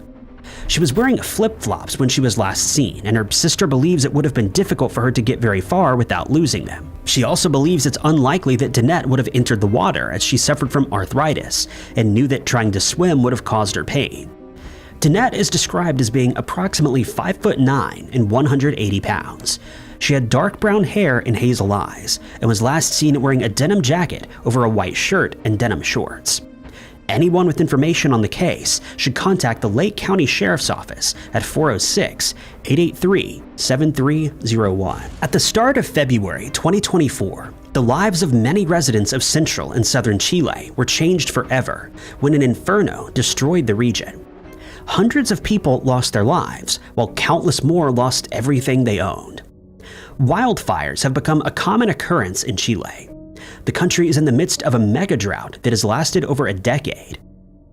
Every summer, temperatures rise and the smallest spark can ignite the landscape. Normally, these fires take place in rural areas and have a limited impact, but government agencies remain on alert in case the flames come too close to people's homes. In January of 2024, it was clear that temperatures were going to rise several degrees above the average, and red alerts were issued. People prepared for a new round of fires, but they could never have imagined what was to come. In the early afternoon of February 2nd, 2024, residents and visitors to Vina del Mar were going about their usual days. The seaside resort is popular with tourists, especially in the summer. The sea breeze can keep the temperatures cooler than other places in the region. There were reports of fires on farms outside of the city, but there is nothing to suggest this was going to be any more serious than the many small fires that happen in the region every summer. Within hours, entire neighborhoods had been engulfed in flames. Survivors described fireballs and ash falling from the sky as they ran through scenes that resembled hell. Vina del Mar wasn't the only city affected. Roughly 165 separate fires were counted in the week of the disaster, and 5,000 firefighters were sent in to attack the blazes. They faced many challenges trying to put out the fires. The mega drought meant that there was a limited water supply, and many fire hydrants were empty. On top of this, many of the affected regions were in hard-to-reach mountainous places. With fires closing roads and making it even harder to get to these areas, some fires were able to rage undisrupted for several days. Some areas managed to avoid the worst of the disaster. Fire preparedness programs had given the people of Villa Botania the tools and training they needed to protect their families by clearing debris to create a fire break and keeping the soil wet. Photos show the neighborhood surrounded by devastation and the burned wreckages of places that had not survived, while these homes remained untouched. By February 5th, the national emergency was over, but the people affected were still going through one of the most devastating events imaginable. Thousands of homes had been destroyed, and at least 137 people lost their lives, but hundreds more people remained missing. Many of those who were recovered from the fires couldn't be identified, and surviving families couldn't be sure if their loved ones were simply in another area, or if they were some of the many victims. To make matters worse, it's possible that some of the fires may have been intentionally started. Some were definitely the result of the devastating temperatures and drought, but investigators found evidence that some had been fueled by flammable liquid. In November of 2024, John Bale Cisneros had his life violently cut short when he was attacked in his own tattoo shop. Almost immediately, images of the attacker were shared on social media, but the criminal still hasn't been brought to justice. Bale was a well-liked and important member of the Albuquerque, New Mexico community. Growing up, he'd been influenced by the wrong people and became involved in gang-related activity, but as an adult, he turned his life around. Tattooing started as a hobby for him, but he would turn it into a successful career that impacted the entire community. Bale was an entrepreneur and businessman who wanted to make the lives of other people better. His shop expanded, hosting 17 artists, as well as a coffee shop and a barber shop. Bale supported others who were trying to turn their lives around and became a philanthropist, donating money to local schools and projects. He also began the annual New Mexico Tattoo Fiesta, which attracted thousands of visitors and artists from around the country.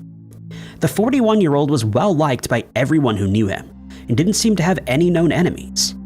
It was about 8 a.m. on November 14, 2024, when Bale was attacked. He was getting ready to open Por Vida Tattoo for the day when an unidentified man entered the shop. It's not known what exactly happened after that, but CCTV from a nearby business showed the criminal already had a weapon in his hand as he approached the store. Bale was struck by several bullets, and the criminal fled the scene.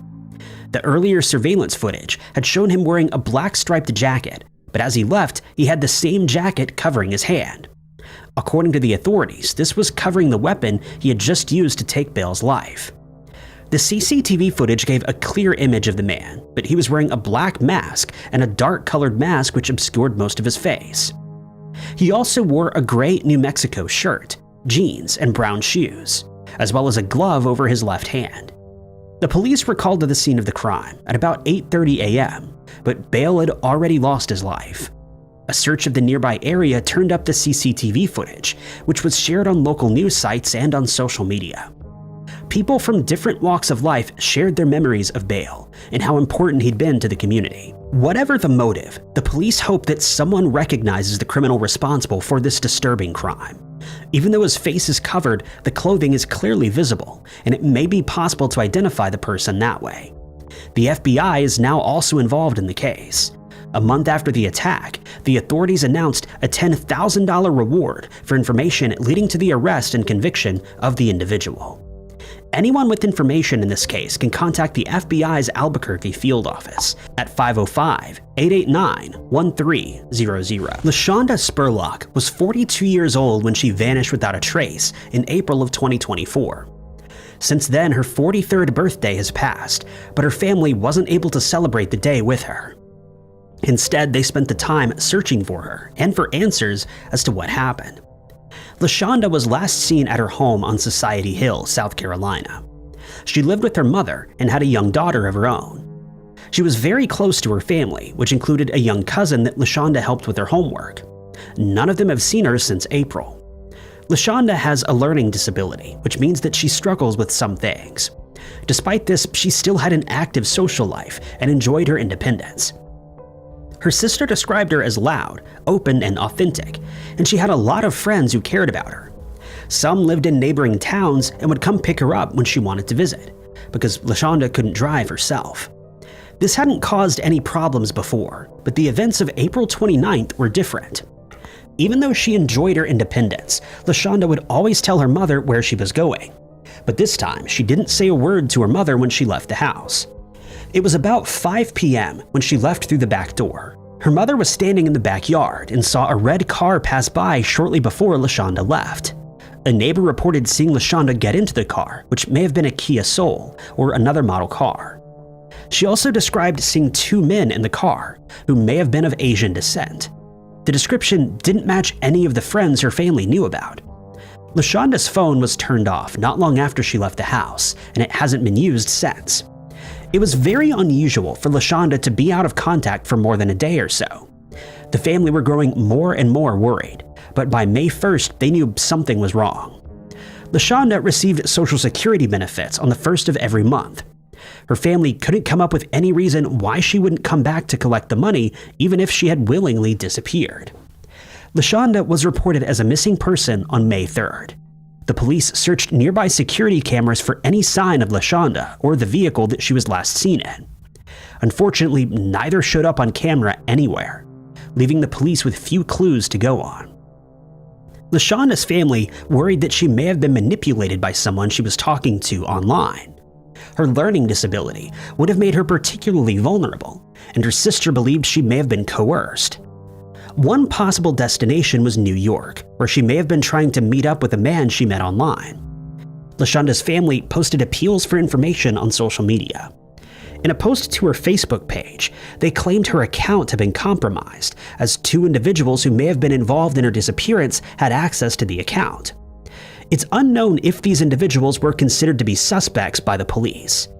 About a month after LaShonda vanished, the police searched a 50 to 20 mile stretch of highway near her home, but no clues were found. Anyone with information can contact Chesterfield County Sheriff's Office at 843-287-0235. The residents of Papua New Guinea are no stranger to natural disasters, but in May of 2024, a particularly devastating event shocked the entire country. The province of Enga lies in the north of the country, nestled in the mountains that make up much of Papua New Guinea's territory.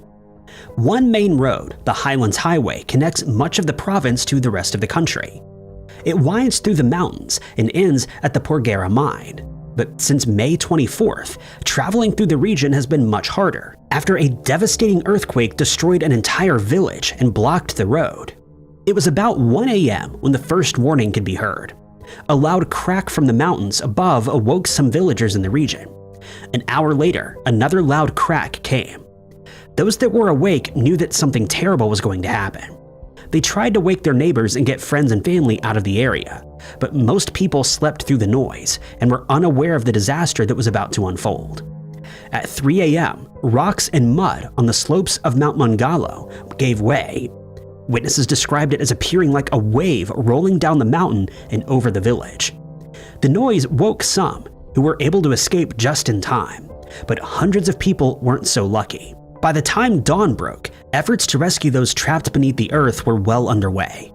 Landslides can be caused by a variety of things. Earthquakes are a common source, and Papua New Guinea is seismically active.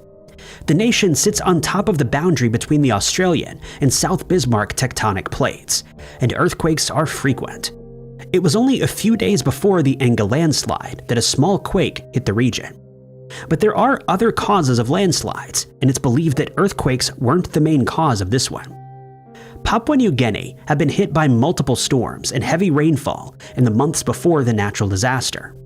The water had seeped into the rocks and soil that made up the mountain, adding to the weight and making it easier for the soil to shift. This was believed to be the main reason for the devastating landslide, but organizations like the Red Cross believed the nearby Porgera gold mine could have been another cause. Whatever the cause of the landslide, the ground remained very unstable, even as people tried to rescue their loved ones from beneath it. Villagers dug through the rubble with shovels and their hands. It was described as like trying to move a mountain with spoons. But using heavy equipment risked further landslides and destroying any hope of rescuing survivors. Just how many people were buried beneath was impossible to determine. Estimates ranged from a few hundred to a few thousand. Later estimates placed the figure as low as 670 individuals lost beneath the ground. After months of trying to find people who'd been buried, search efforts had to be abandoned. While some had been rescued alive, there was now no hope of any survivors. The entire area has now become a cemetery. 50-year-old Brian Thompson was on his way to an investors meeting when he was attacked by an assailant. He was rushed to the hospital but passed away due to his wounds. The incident sparked nationwide news coverage and a manhunt for the person responsible. Thompson was the CEO of the health insurance company UnitedHealth Group. The company is the largest healthcare company by revenue and one of the largest companies in the world. Thompson had been part of UnitedHealth since 2004, working in various positions before taking on the chief executive role in 2021. Press releases at the time stated he was focused on the company's growth and on keeping people healthy rather than just treating when they were sick. It wasn't long after this that the company faced criticism for denying claims. The company began to use an AI model to determine which claims were valid, which led to much higher denial rates than the company average.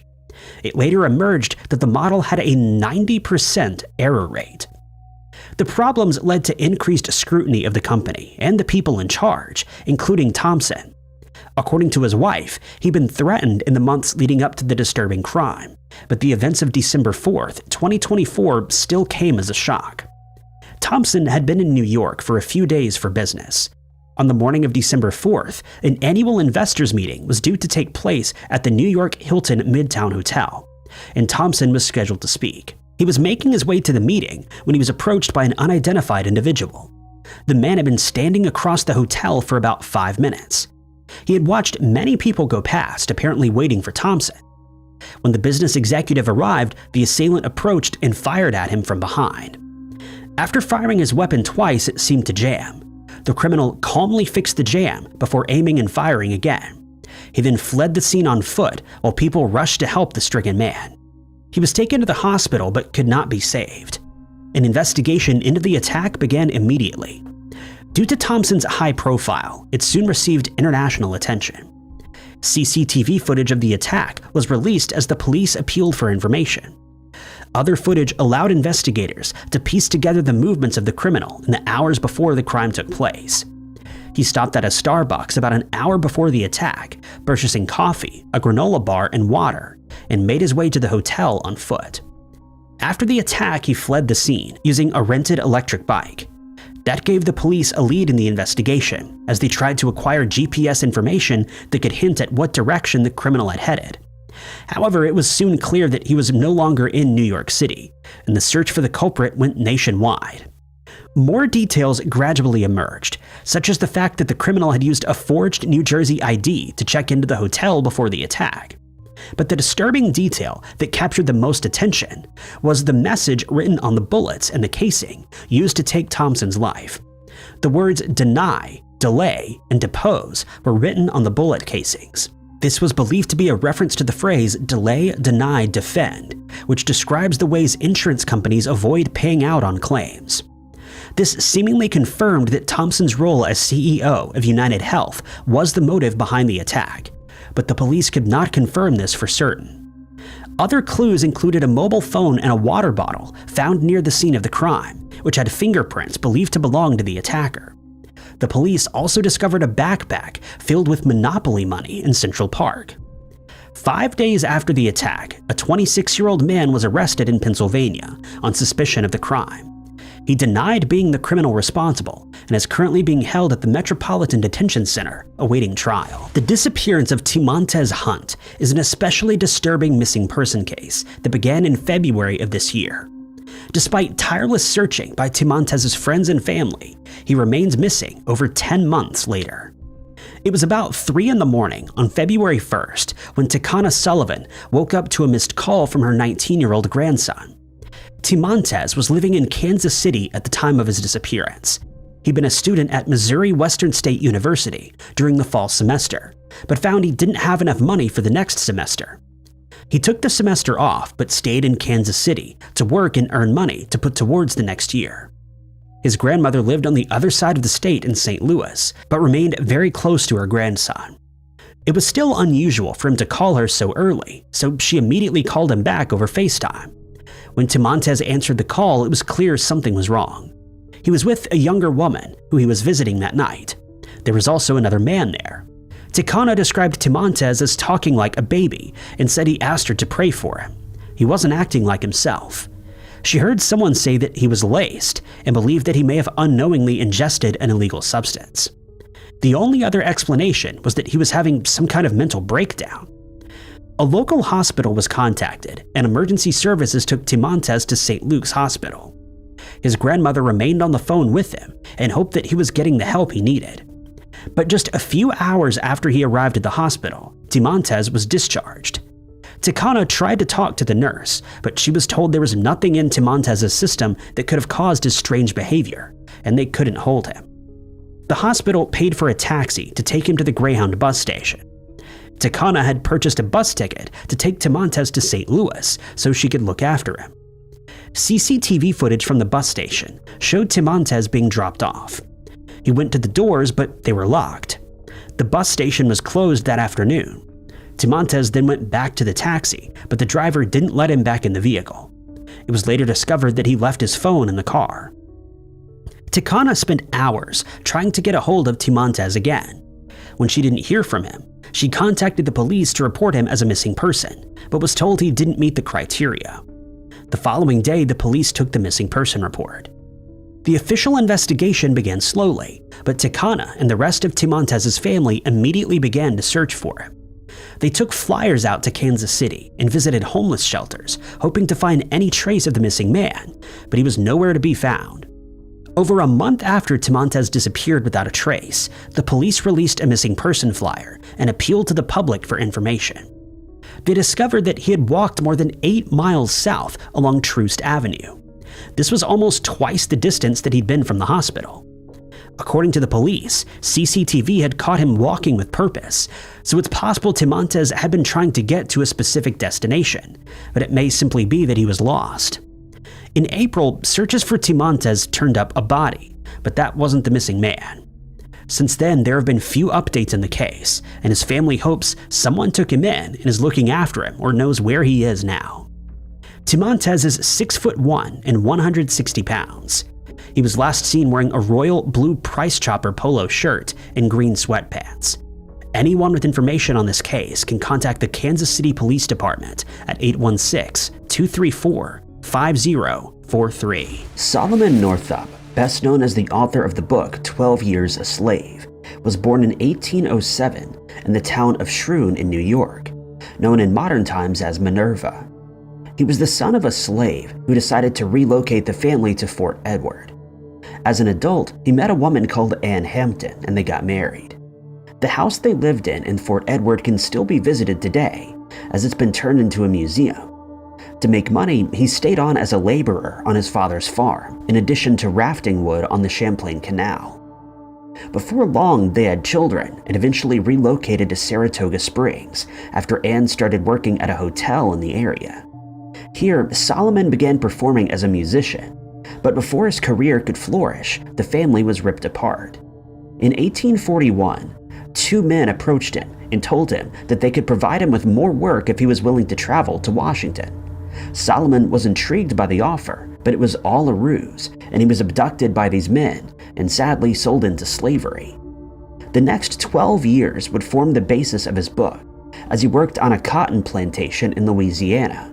But he was eventually set free when a few of his friends and family members contacted Washington Hunt, the then governor of New York, and his freedom was won. He then released a memoir about his time as a slave, the full title being 12 Years a Slave, Narrative of Solomon Northup, a citizen of New York, kidnapped in Washington City in 1841 and rescued in 1853 from a cotton plantation near the Red River in Louisiana. Quite a long title. In the memoir, he recounted the horrible treatment he and his fellow slaves endured on the cotton farm, and before long it became a bestseller. Members of the public were finally being made aware of the atrocities that went along with slavery, and today it's considered one of the most important pieces of pre-Civil War anti-slavery literature. Following the book's success, he was invited to conduct a lecture tour, and it was even converted into a play that was performed in some theaters. Solomon's kidnappers may have thought that they got away with their crime, but in 1854 they were identified. New York Judge Thaddeus St. John had encountered Solomon in 1941 while he was traveling to Washington, and he remembered seeing him in the company of Alexander Merrill and Joseph Russell, who he'd known since their childhood. Noticing that they were dressed in expensive clothing with brand new watches and ivory canes, he accused them of abducting Solomon and selling him for $500. Rather than deny this, the pair corrected him by stating that they sold him for $650. He had them arrested, and in July of that year, they were sent to prison, but were released a few months later. Solomon didn't profit much from his book, as it's estimated that he made around $3,000 in total, and while giving a lecture in Streetsville, Ontario, he had to flee for his life when the crowd turned against him.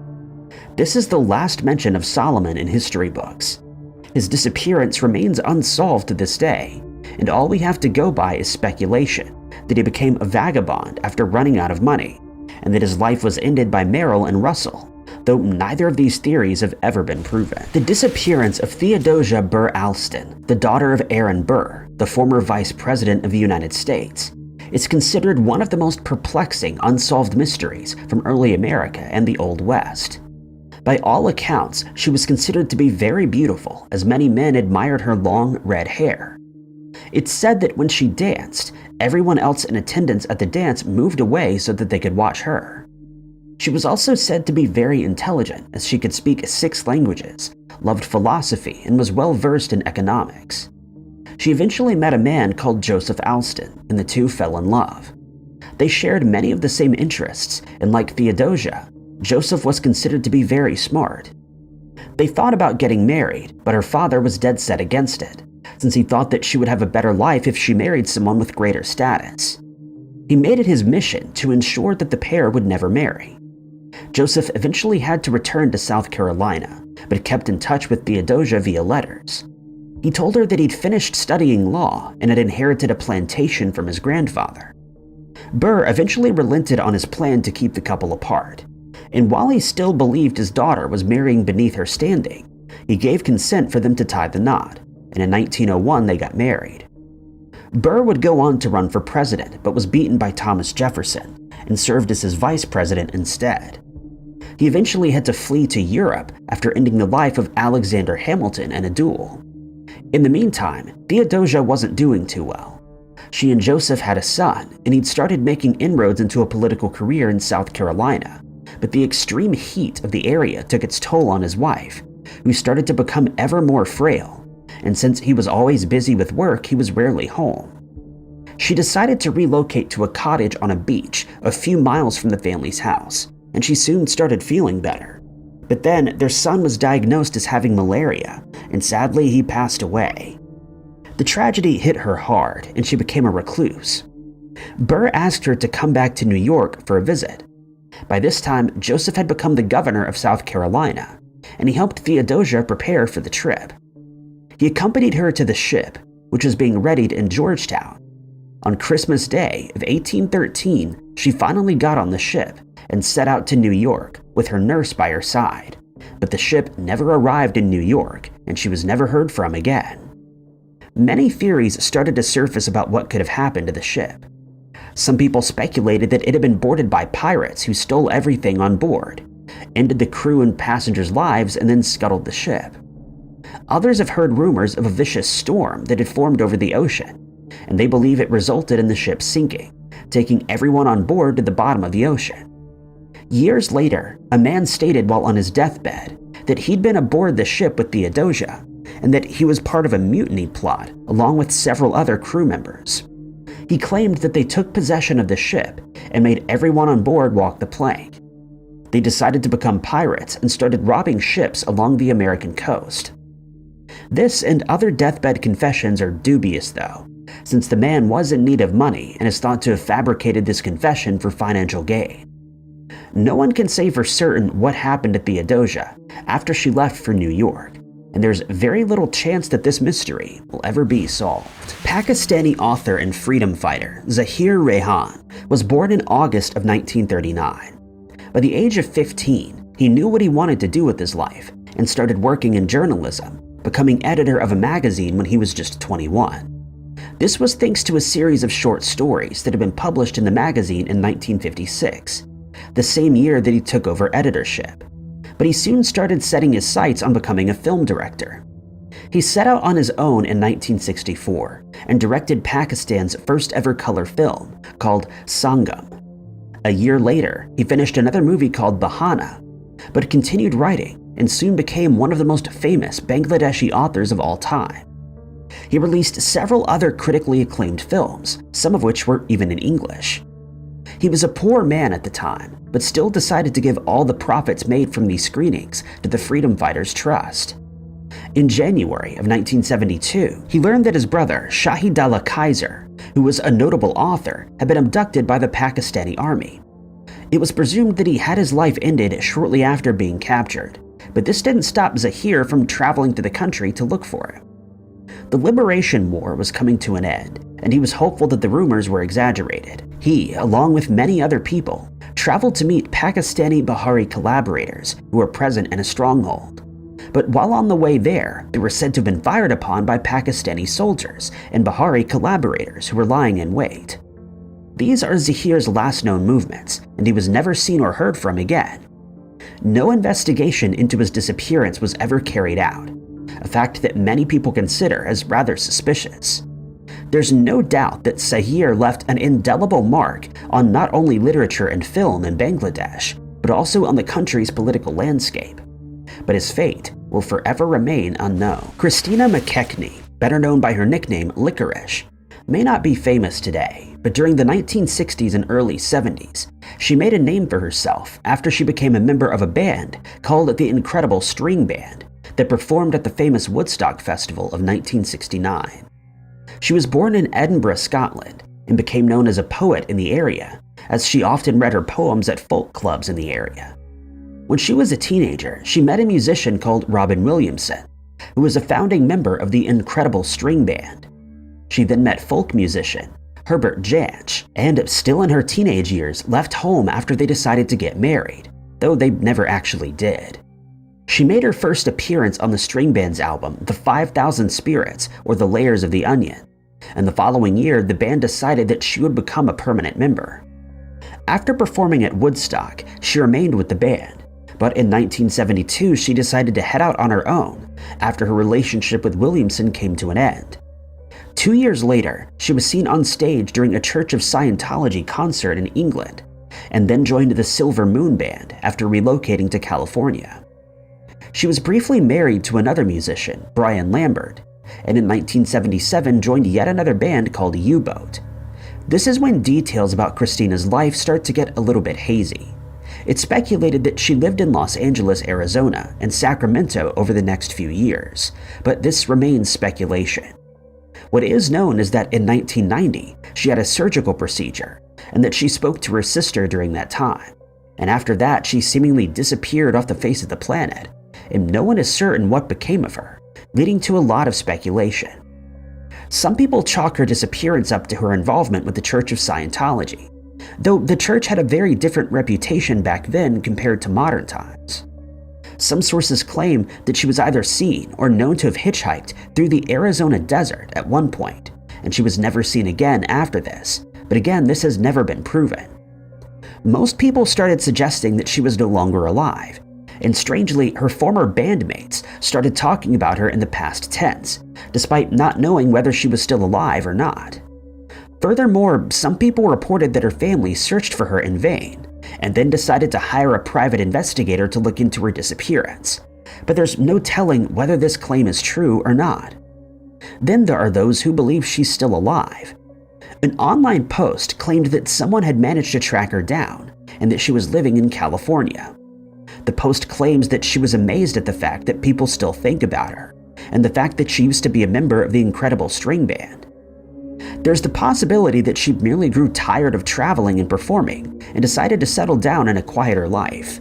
But for now, Christina's disappearance remains unsolved. Hart Crane, a poet who lived during the early 1900s, may not be one of the most famous poets of all time, but he left his mark on literature at the time. He was born in Garrettsville, Ohio in 1899, and the end of his life is bizarre to say the least. He spent his childhood growing up in Cleveland, but his home life was far from idyllic, as his parents' marriage was an unhappy one.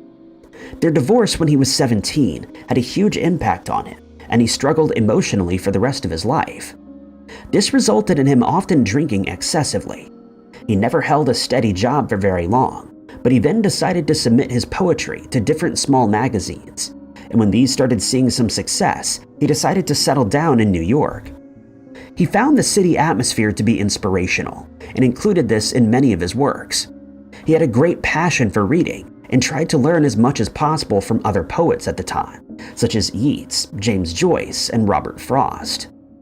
In 1926, he published his first book called White Buildings, which contained the poem For the Marriage of Faustus and Helen, his answer to T.S. Eliot's poem The Wasteland, which was considered to be pessimistic.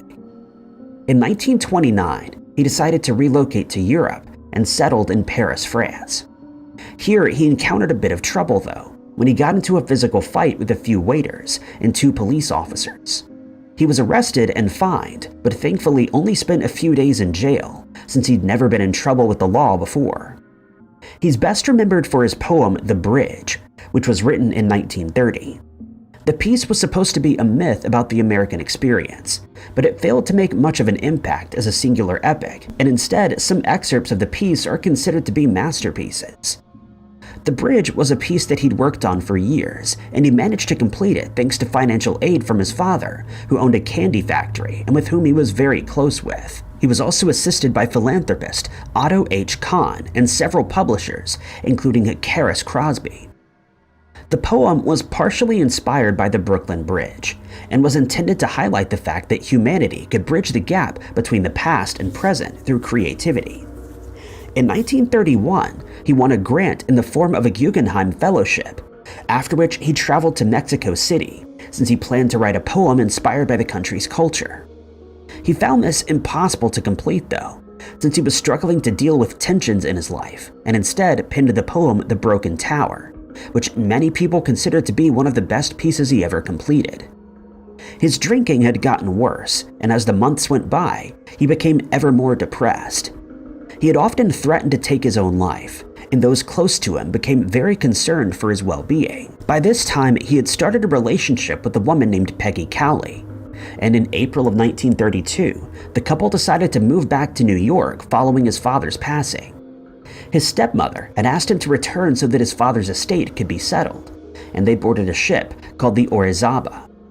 During the voyage, though, Crane was assaulted by a crew member, and on the 27th of April, after the ship had set out from Havana in Cuba, Crane threw himself overboard and was never seen again.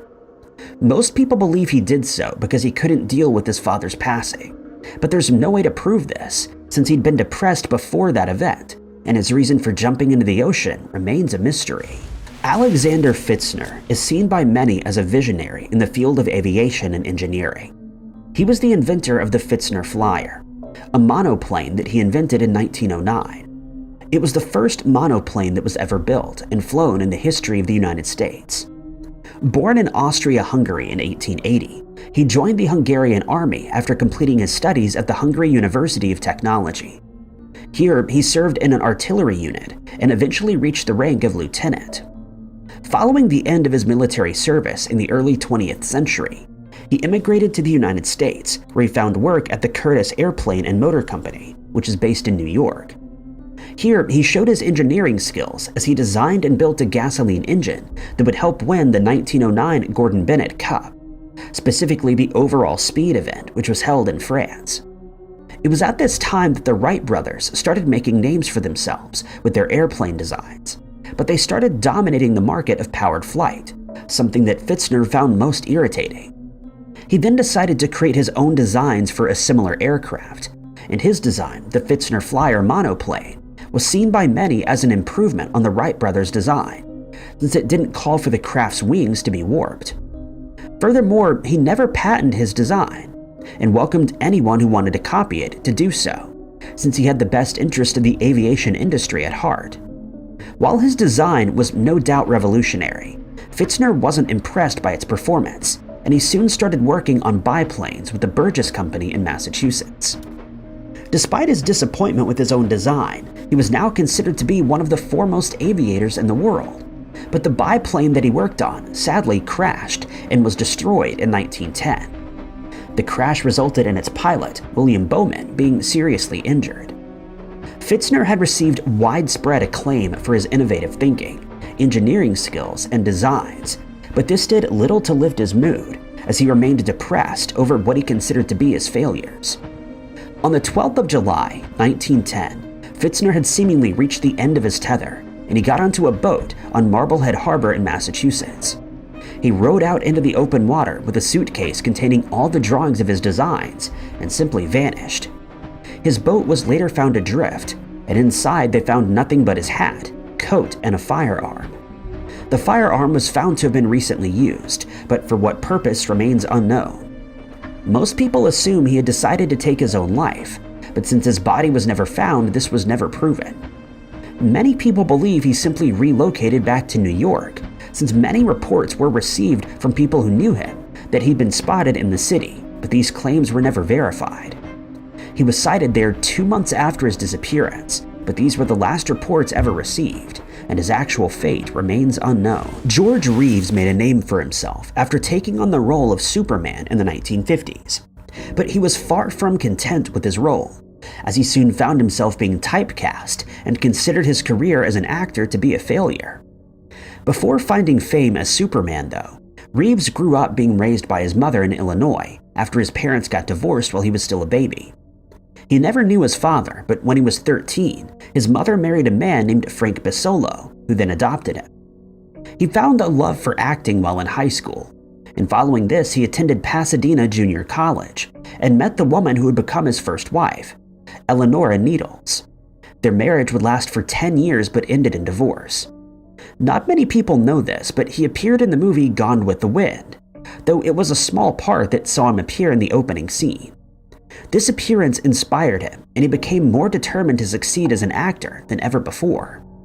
He started accepting roles in B-list movies, but then the US joined the Second World War.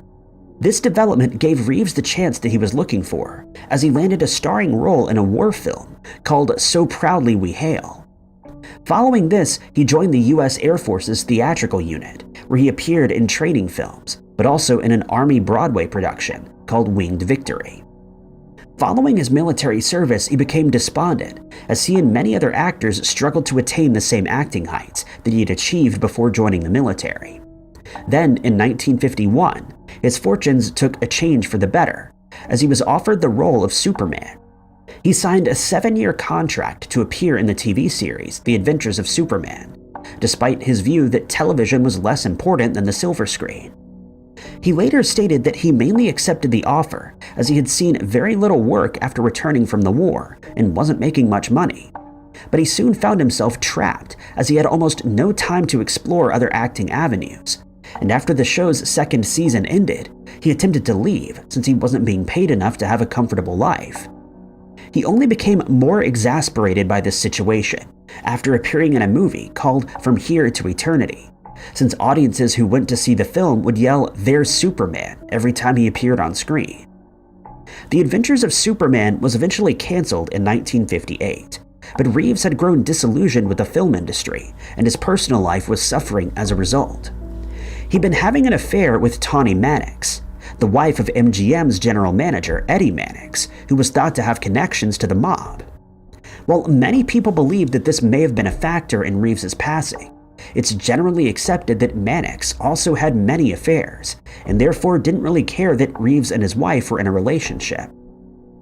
He soon ended that relationship, though, when he met Leonore Lemon, and the news is said to have broken Tawny Mannix's heart. Leonore discovered that Reeves didn't have much money, and the relationship turned sour amongst many fights and alcohol abuse. Then, on the 16th of June, 1959, the couple went out for a drink and returned home at around 11 p.m. A writer called Robert Condon had been living with them, and Leonore continued drinking with them after Reeves had gone to bed, along with 2 other people. At 1 a.m., he emerged from his bedroom to yell at them for making a noise, and as he walked back to his room, Leonore commented that he was now probably going to end his life. They then heard a shot ring out. The police were called 45 minutes later, and Reeves was found deceased in his bedroom. Leonore would later claim to have made her remarks in jest, and his passing was ruled to have been due to his own hand, but many people dispute this. Some have speculated that Mannix and the mob had something to do with it, but it was never proven. Some people also criticized the police investigation, stating that his hands were never checked for residue. Whether or not Reeves ended his own life remains a matter of debate. The life of Carol Baskin, the wife of disappeared man Don Lewis, is an interesting one to say the least. She's devoted her life to the safekeeping of big cats, such as tigers, but has also encountered her fair share of trouble. Carol runs a big cat sanctuary called Big Cat Rescue, which is based in Tampa, Florida. She was recently thrust into the spotlight thanks to a documentary that detailed the complicated and tumultuous relationship between her and another big cat enthusiast, called Joseph Maldonado Passage. Maldonado Passage was the founder of Exotic Animal Memorial Park in Oklahoma, which serves as a private zoo. It soon came to light that Maldonado Passage was participating in several illegal activities regarding the zoo and its animals, prompting Carol to warn businesses against him and the mall tours that he regularly held. She wrote blogs about him and created videos detailing his ill treatment of the animals in his care, even going as far as to track his movements at one point. She stated that he'd bred tigers unnecessarily and had sold infant lemurs with just one thing in mind: profit. She felt that he never really cared for the animals and merely looked to exploit them to line his own pockets. All of this negative attention soon started to wear on Maldonado Passage, and in 2017 he had had enough. He hired a hitman and agreed to pay him $3,000 to end Carol's life, but the hit never happened, and Maldonado Passage was found out. He was arrested and found guilty of attempted murder, resulting in a sentence of 22 years behind bars. He has since criticized the documentary, which claimed that he had something to do with her husband, Don Lewis's disappearance, which occurred in 1997. Don and Carol got married in 1991, after which they started raising tigers and other exotic animals in a sanctuary called Wildlife on Easy Street. Their marriage was a troubled one though, as Don wanted to breed and sell many of the animals, while Carol merely wanted to care for them. Then, on the 18th of August, 1997, Carol reported him as missing. She told investigators that she had to leave the house the previous evening, as she had to buy kitten formula, but the store where she usually bought it from was closed, and upon leaving there, her car started to overheat.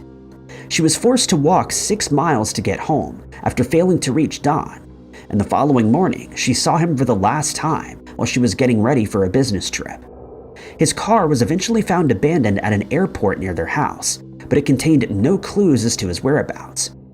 It was later discovered that Don had filed for a restraining order against Carol after she threatened to attack him with a firearm, and as a result, his family believes she was responsible for his disappearance.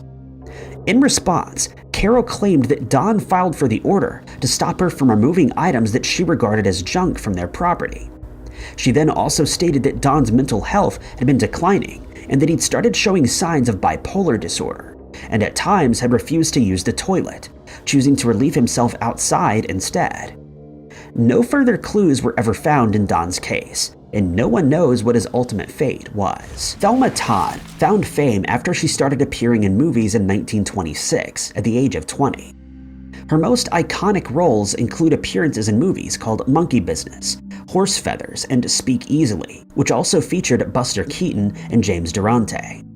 But she not only made success of her acting career, as she was known to be a keen restaurateur who owned Thelma Todd's Sidewalk Cafe in Los Angeles, along with Roland West, with whom she was in a relationship, despite him being married to Jewel Carmen, a silent movie star. She was briefly married to Pat DiCicco for 2 years, and he was noted as having strong ties to the mob while working as a movie producer. She's also said to have had an affair with the notorious mob boss, Lucky Luciano. She and West had a torrid affair, as he was often possessive and jealous, but by all accounts, this is the type of man that she sought out. She had a love for alcohol and could often be seen in an inebriated state while out partying. While she had appeared in several silent movies, it wasn't until talkies, or movies with sound, emerged that she was able to put her acting talents on full display. She soon started landing roles alongside famous actors such as Harry Langdon, Charlie Chase, and Laurel and Hardy. Producer Hal Roach seemingly realized that she had a talent for comedy, and he cast her in her own series in which she would perform slapstick comedy. Following her appearance in a film called Corsair, she was regarded as a truly talented comedy actress, but soon started taking on more serious roles in films such as The Maltese Falcon. By the age of 29, she'd become one of the most famous women in Hollywood, but her life would have a tragic ending that still has not been fully explained. On the morning of Monday, the 16th of December, 1935, the police were called to Roland West's house after she was found deceased in her car, which was parked in West's garage. Investigators stated that she was slumped over the steering wheel, and that they speculated that she had passed away from carbon monoxide poisoning. She was dressed in a mauve and silver evening gown, a mink coat, and was wearing several expensive pieces of jewelry. Thelma's maid was the one who found her, and it was quickly determined that she'd passed away about a day earlier. News of her passing spread quickly, and the resulting investigation made the headlines in most newspapers for some time. Her chauffeur would report that he had dropped her off at her apartment at around 4 a.m. on Saturday morning. It was speculated that she had somehow been locked out and decided to walk to West's house, where her car had been parked by the chauffeur. She's thought to have gotten into the car for shelter, turned the engine on to stay warm, but this led to her passing. Others have claimed that she was the victim of foul play, possibly losing her life at the hands of someone she knew. Her autopsy revealed that she had a broken nose and 2 cracked ribs, as well as damage to the inside of her throat, leading to speculation that someone placed her in the car and then poisoned her with the hose that was connected to the car's exhaust pipe. Many other inconsistencies were found during the investigation, but her passing was eventually clarified as a tragic accident, and no further inquiries were made. If you have watched the 60s and 70s show Hogan's Heroes, you'll be familiar with one of its stars, Bob Crane. The show resulted in Crane becoming a household name in the US, but his passing is one that's filled with mystery. It's known that he had an affair with one of his co-stars, Patricia Olson. He eventually divorced his wife and married Olson instead. But when Hogan's Heroes came to an end in 1971, Crane struggled to find work. He eventually took on a role in a production called Beginner's Luck at the Windmill Dinner Theater, which was located in Scottsdale, Arizona. During this time, his second marriage fell apart, and he decided to make some changes in his life. He'd been friends with a video expert called John Henry Carpenter, with whom he had some wild times, but he ended that friendship after deciding to make a fresh start. Crane's father saw Carpenter as a leech who only spent time with his son because he was famous and wealthy. On the 29th of June, 1978, Crane was supposed to attend a lunch meeting with actress Victoria Ann Barry, but he never showed up. She later learned that he'd spoken to Carpenter about ending their friendship later that evening, and she traveled to his apartment to check on him. But she could never have prepared herself for what she found there. She made her way inside but got no response when she called for Crane. She then made her way through the apartment looking for him, and when she walked into his bedroom, she found a gruesome scene. He was lying in his bed, but Victoria realized that he was covered in biological material. She called the police, who concluded that he'd been assaulted with a camera tripod, after which he'd been strangled with an electrical cord. At first, he was buried in Los Angeles, but Patricia Olson had him moved and reburied, and would eventually be buried next to him after her passing in 2007. Speculation ran rife when news of Crane's passing became known, and Carpenter was the first to be named as a suspect. It was well known that he and Crane had spoken that night, and that Crane had ended their friendship. It was said that he became upset during their conversation, and many people believed he retaliated by ending his former friend's life, but this could not be proven. Carpenter was arrested for the crime, but eventually was acquitted due to a lack of evidence. Crane's son has speculated that Olson may have been involved, but again, there was no evidence linking her to the crime. A reporter called John Hook managed to have DNA from the crime scene analyzed in 2016, and the results showed that an unknown male was present at the scene, but he was never identified. With no further witnesses or clues in the case, Crane's passing has never been solved, and it's unlikely that we'll ever know what happened to him on that fateful night. In April of 2005, a LiveJournal user with the handle GenkiCrack made a disturbing post to the forum, and in the days that followed, this information that he shared went viral among fans of the Final Fantasy series, specifically 1997's 7th installment. He added that in 2002, he was a freshman in college and used to spend most of his time partying, drinking, and posting to his website, which was dedicated to two of the game's characters, Cloud and Zack. It was during this time that he was contacted by a woman using the handle Hojo, which is another character from the game. They would often message each other, and he would eventually find out that she was a 20-year-old woman who had just relocated to State College in Pennsylvania, where she was living with her girlfriend. During their conversations, she would often speak of government conspiracy theories, magic, and reincarnation. But it would take some time for him to realize that she was very serious about these issues, and he started to suspect that she may be mentally unstable. She also started claiming that she could soul bond, a feature in the Final Fantasy game whereby two characters become very close. It's often described as more than friendship and even a romantic relationship. She also claimed to have multiple personalities, some of which were characters from the game, and to be able to switch between them whenever she saw fit. But she wasn't the only one with such delusions. Many other fans of the game had started claiming that they were reincarnations of certain characters, and even started dressing in their style, coloring their hair the same way, and some even claimed to be animals that were now trapped in human bodies. As GenkiCrack and the woman continued their conversations, she started insisting that he call her Genova, one of the game's villains, but he didn't think much of her strange request at the time. When Christmas came around that year, she invited him to stay at her place with her and her girlfriend, and GenkiCrack readily agreed. He traveled from New York to State College by bus, but when he arrived, he was less than impressed with the two women's apartment. It was messy, with clothes and other items scattered everywhere, and almost every surface was covered in glitter. Before long, his suspicions of Genova's mental instability were confirmed when he noticed that she would have extreme mood swings, screaming and yelling at her girlfriend one minute before becoming friendly and almost normal the next. She renamed Genki Crack to Zack, explaining that she renamed all of her friends after Final Fantasy characters. He met several of her friends, and despite his misgivings, ended up having a good time and meeting a few new people. They kept in touch, and Genki Crack even visited a few more times, but he soon realized that she would turn on her friends, speaking lovingly about them one day before stating that they had to leave her house shortly after because she felt they were evil. Then his visits started to become strange.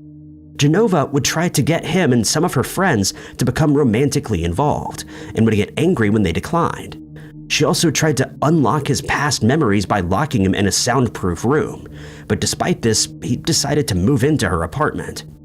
Before long, the apartment became even filthier, and he wasn't allowed to have contact with anyone outside. Genova would practice magic spells at odd hours in the night and started forcing her friends to take ice baths. He eventually ended up homeless and only returned home thanks to the intervention of his parents.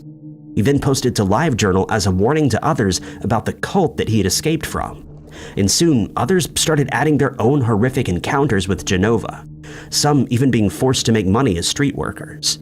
It's believed that she now lives off the grid in California, but her identity and the authenticity of Genki Crack's post have never been confirmed, leaving it as an internet mystery that many people believe may very well be real. Number 9. Temple OS, an operating system that was initially dubbed J Operating System, Los Dos, and Sparrow OS, was created by a man named Terry Davis, who in 2003 was an atheist who was struggling with schizophrenia.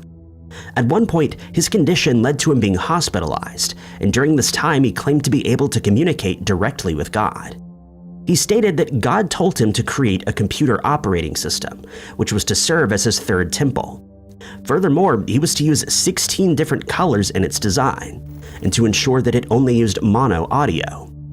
The OS was to have no network capabilities, and when written, Davis claimed that he could further communicate with God through a program called After Egypt, which he also created. When the operating system was released, it was available as open source, and before long people started downloading it. Davis started attracting an online following consisting mostly of hackers, and when he was told to move out of his parents' house in 2018, many of his followers offered him a place to stay, but he declined. While living on the street, he became delusional, telling people that he was married to a YouTuber called Physics Girl. He then started deleting many of the videos he'd uploaded to YouTube, for fear that he was littering the internet. In the meantime, more and more people were downloading Temple OS, and were amazed when they learned that the entire operating system had been written by just one man. They were even more impressed when they learned that he had done most of his programming at a public library, which he visited most days to try and complete his mission, which he still believed had been given to him by God. He stated that he had specifically been chosen for this task, since he was the best programmer in the world, and because his IQ had been increased by God himself for this specific task, building his third temple.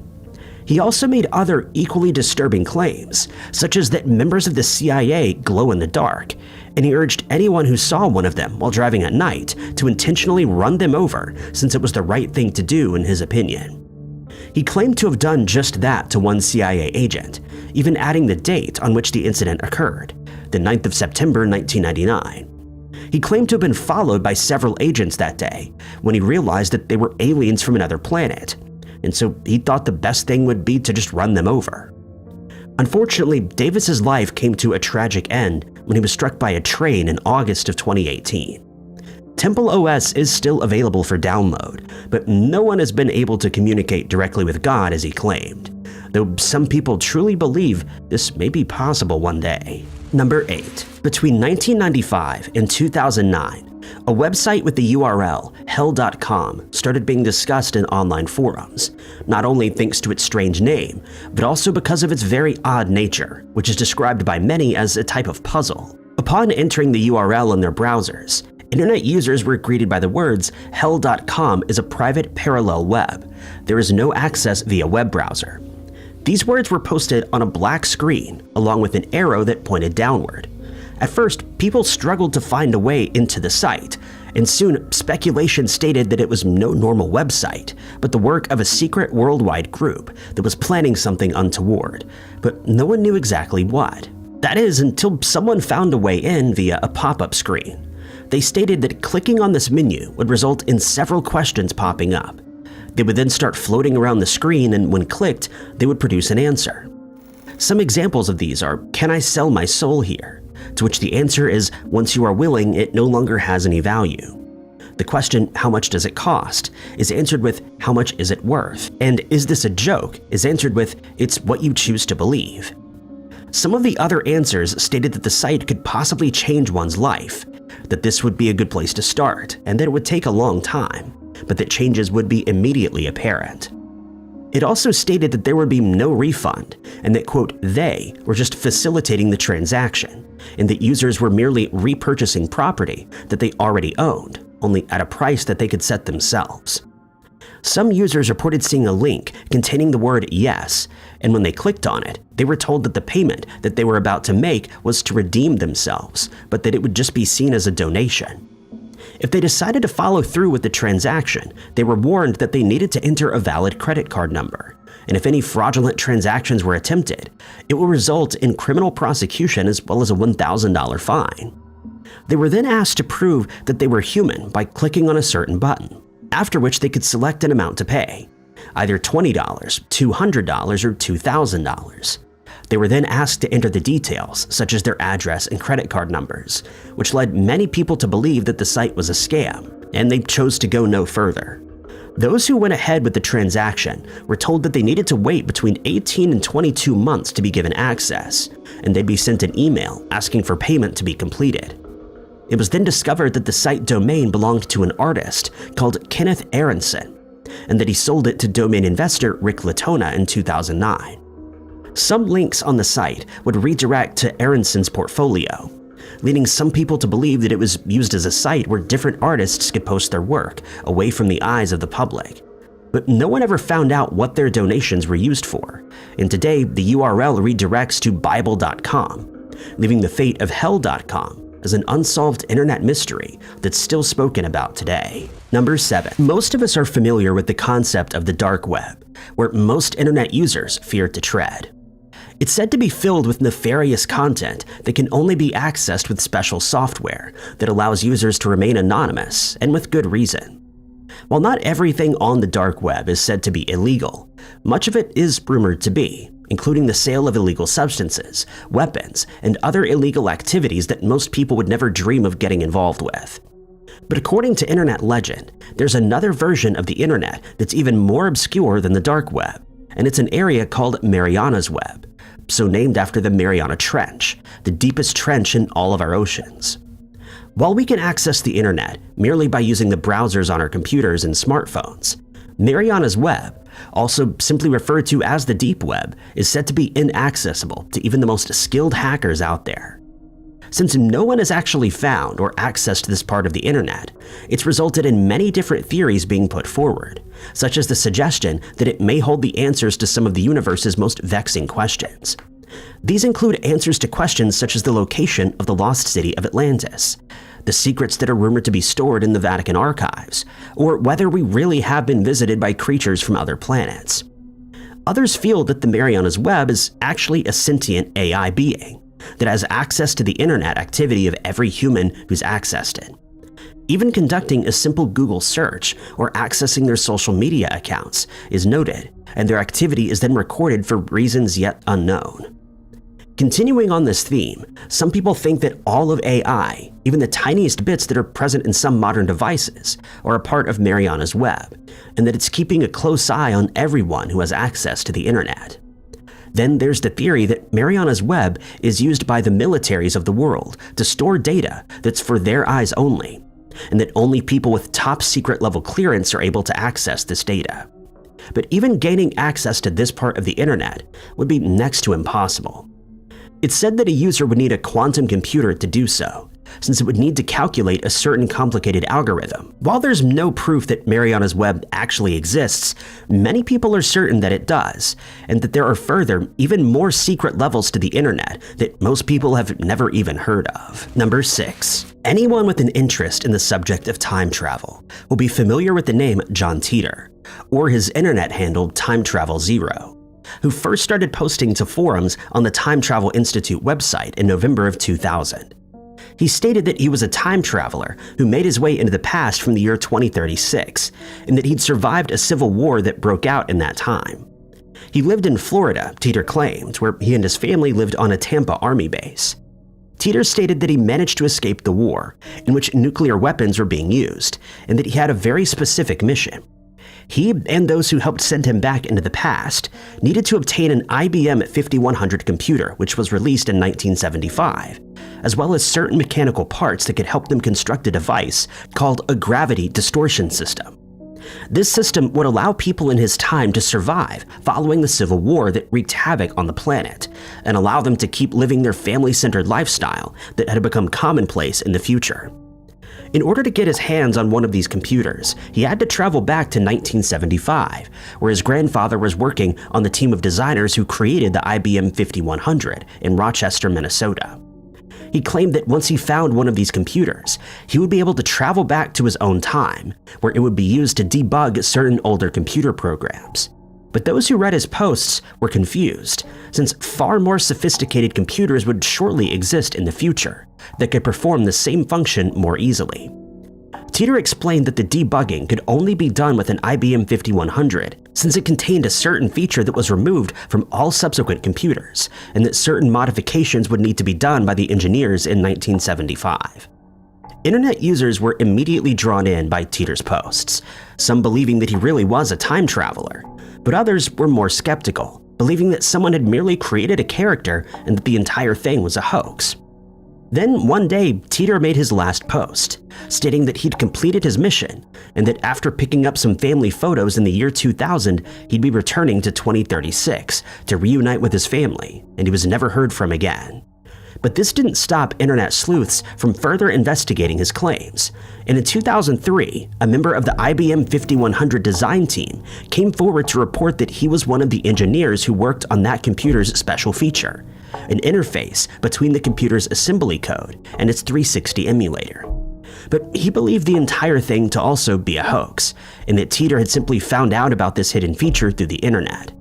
It was then speculated that Titor was created by a man called Murray Haber, who worked for an identity protection company. Some thought that it could be his brother, who worked as a computer scientist, but Murray eventually came forward to report that he had no knowledge of Titor, or the person who'd created the posts. He also added that no one in his family would create such a hoax, but also hinted that he thought the time travel story could be real. Whatever the case may be, Titor was never identified, and no one can say for certain whether he really traveled back to our time from the future, or if it was all just an elaborate prank that many people fell for. Number 5. Mariana Mortegard Glusgorv is a video that's rumored to have existed on YouTube many years ago, but according to legend, it's now been removed thanks to the strange things that happened to the people who viewed it.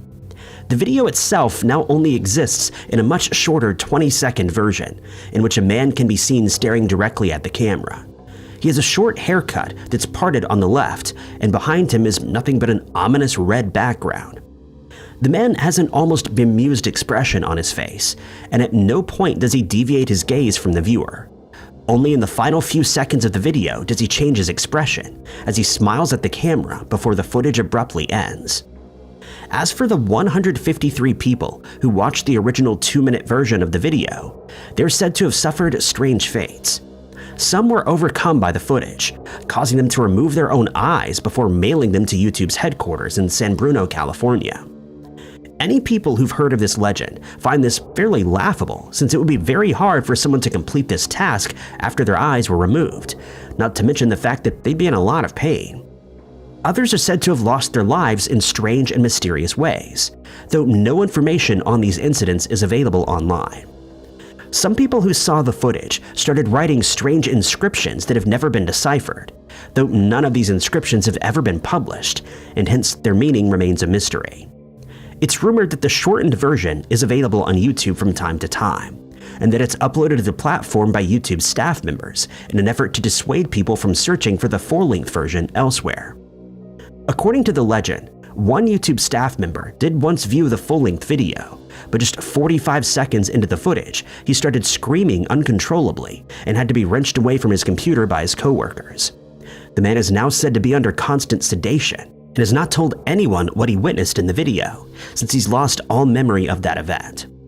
Those who were present when he watched the video apparently managed to stop the video without ever glancing at the screen, but they did remember some of the audio. They stated that they could hear a high-pitched sound, something similar to the sound of a drill being operated, but since they never actually watched the footage, they were unable to say what the source of that sound was. Since then, many alternate versions of the video have been created and uploaded to various platforms, but none have had the same effect on its viewers as the original Mariana Mortegard Glescore video. Number 4. In 2010, something strange started happening on Facebook that's still discussed in forums today, since people have been unable to decipher the strange posts made by a woman called Karen Catherine Waldegrave, who joined the site in April of that year.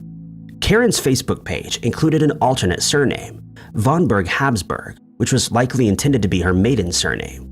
She stated that she was born in London, but that she traveled around quite a bit. She added that she earned her PhD in Toronto, Canada, after studying the history of international relations, though some people who came across her profile felt that she was still in the process of completing her degree. Furthermore, she spoke several foreign languages, including German, French, Estonian, Latvian, Russian, and most surprisingly, Latin. She also seemed to have ties to a business called Technograph, the CEO of which she claimed was her husband. While many people pointed out that this degree does not exist, and that she has never had ties to Technograph, her Facebook profile started catching people's attention for different reasons, one of which was the photos that she uploaded. The photos seemed unnatural somehow, as if they were old photos that had been scanned and then uploaded. Some of the photos had clearly been damaged over time, but some people felt that this was an effect that was added later using software such as Photoshop. Karen then started posting to her page, and many people found her demeanor to be more than a little unsettling. Many of her posts centered around intelligence agencies like the FBI and CIA, and she often made reference to the elite of the world. She hinted that she knew of certain activities being carried out by the clandestine groups that ran the world from behind the curtain of secrecy, since she had connections with people in some of the world's largest criminal networks. Next, she explained that many attempts had been made to end her life, and for some reason, she often posted about Prince William and Kate Middleton, who were in the process of getting married at the time. While this behavior is certainly strange, it was only made all the weirder by the fact that her posts received hundreds of replies, almost all of which were written by Karen herself, as if she was having a conversation with herself for all to see. Stranger still was the fact that no time seemed to pass between the posts and the replies, leading some people to believe that Karen wasn't a real person, but some kind of automated system that was posting to Facebook for reasons unknown. At one point, she replied to herself for a full 12 hours without ever taking a break. Some people speculated that she'd written the replies earlier and speedily uploaded them, but the reason for her doing this was far from clear. This strange behavior resulted in many theories as people struggled to explain what was going on with this bizarre profile. Some thought that it may have been created by someone who was suffering from a mental illness, such as schizophrenia, though that theory seemed unlikely. The most plausible explanation was that the profile was created by a person and then handed over to a computer program, which then used a natural language generator to create the bizarre posts. One of the more outlandish theories is that the page was used by spies who needed a way to communicate with each other, and that the ramblings were some sort of code that only they could decipher. Number 3. There's nothing internet sleuths enjoy more than a good mystery, and when solving a puzzle comes with the promise of a substantial reward, it can create quite a buzz online as people scramble to find the solution. One such series of puzzle, though, remained largely unsolved. It's known as the Byron Preiss treasure, which was created by a writer of the same name in 1982 in a book that he titled The Secret. During that year, Preiss traveled all over the US, leaving a total of 12 ceramic boxes buried in secret locations that could be found if his clues, which were presented in the form of poems and images, could be deciphered, all of which are now available online. As for the treasure, anyone who found these boxes could contact Preiss, and upon proving that they had uncovered the treasure, they'd be presented with a precious gem that they could do with as they pleased. The clues included in the book always referenced a nearby landmark, such as the phrase "beneath two countries," which turned out to be the Greek Cultural Garden in Cleveland, Ohio, or where B and M are set in stone, which referred to Grant Park in Chicago. These two treasures have been found by members of the public, along with another in Boston, Massachusetts. In that case, the treasure was unearthed at Puopolo Field. This leaves 9 more boxes that are yet to be found, and unsurprisingly, there's been much speculation as to where they can be found. The clue at Stone's Wall is thought to refer to somewhere in San Francisco. Of All the Romance Retold may refer to a location in Charleston, North Carolina. In Past Two Friends of Octave could be a reference to Roanoke Island, specifically the Elizabethan Garden that's located there. Some of the other clues included the phrases "the first chapter," "Fortress North," "View 3 stories of Mitchell," "Lane," "At the place where jewels abound," and "In the shadow of the gray giant." Preiss has since passed away, but searchers can still claim their reward upon finding one of the treasures, thanks to the instructions that were left in his estate. But as time passes, it becomes ever less likely that the remaining boxes will be found. This is due to the fact that the places referred to in the clues are likely continually changing, and some of the landmarks that Preiss used to create the poems may no longer exist or may have been moved to different locations. It's also been speculated that some of the boxes may have been destroyed over time, as areas were dug up by construction workers who may have dismissed them as nothing but debris or valueless items. The Preiss family is certain that he intended for all of the boxes to be found in a relatively short time, and hence he never kept any records of the exact locations where the boxes were buried, making it even more unlikely that they will ever be retrieved. Number 2. The story of Ong's Hat, a strange town in Pine Barrens, New Jersey, is thought to be one of the first ever internet conspiracy theories. And while most people have accepted the lore around the town to be nothing more than an elaborate hoax, many others feel that it may have actually existed.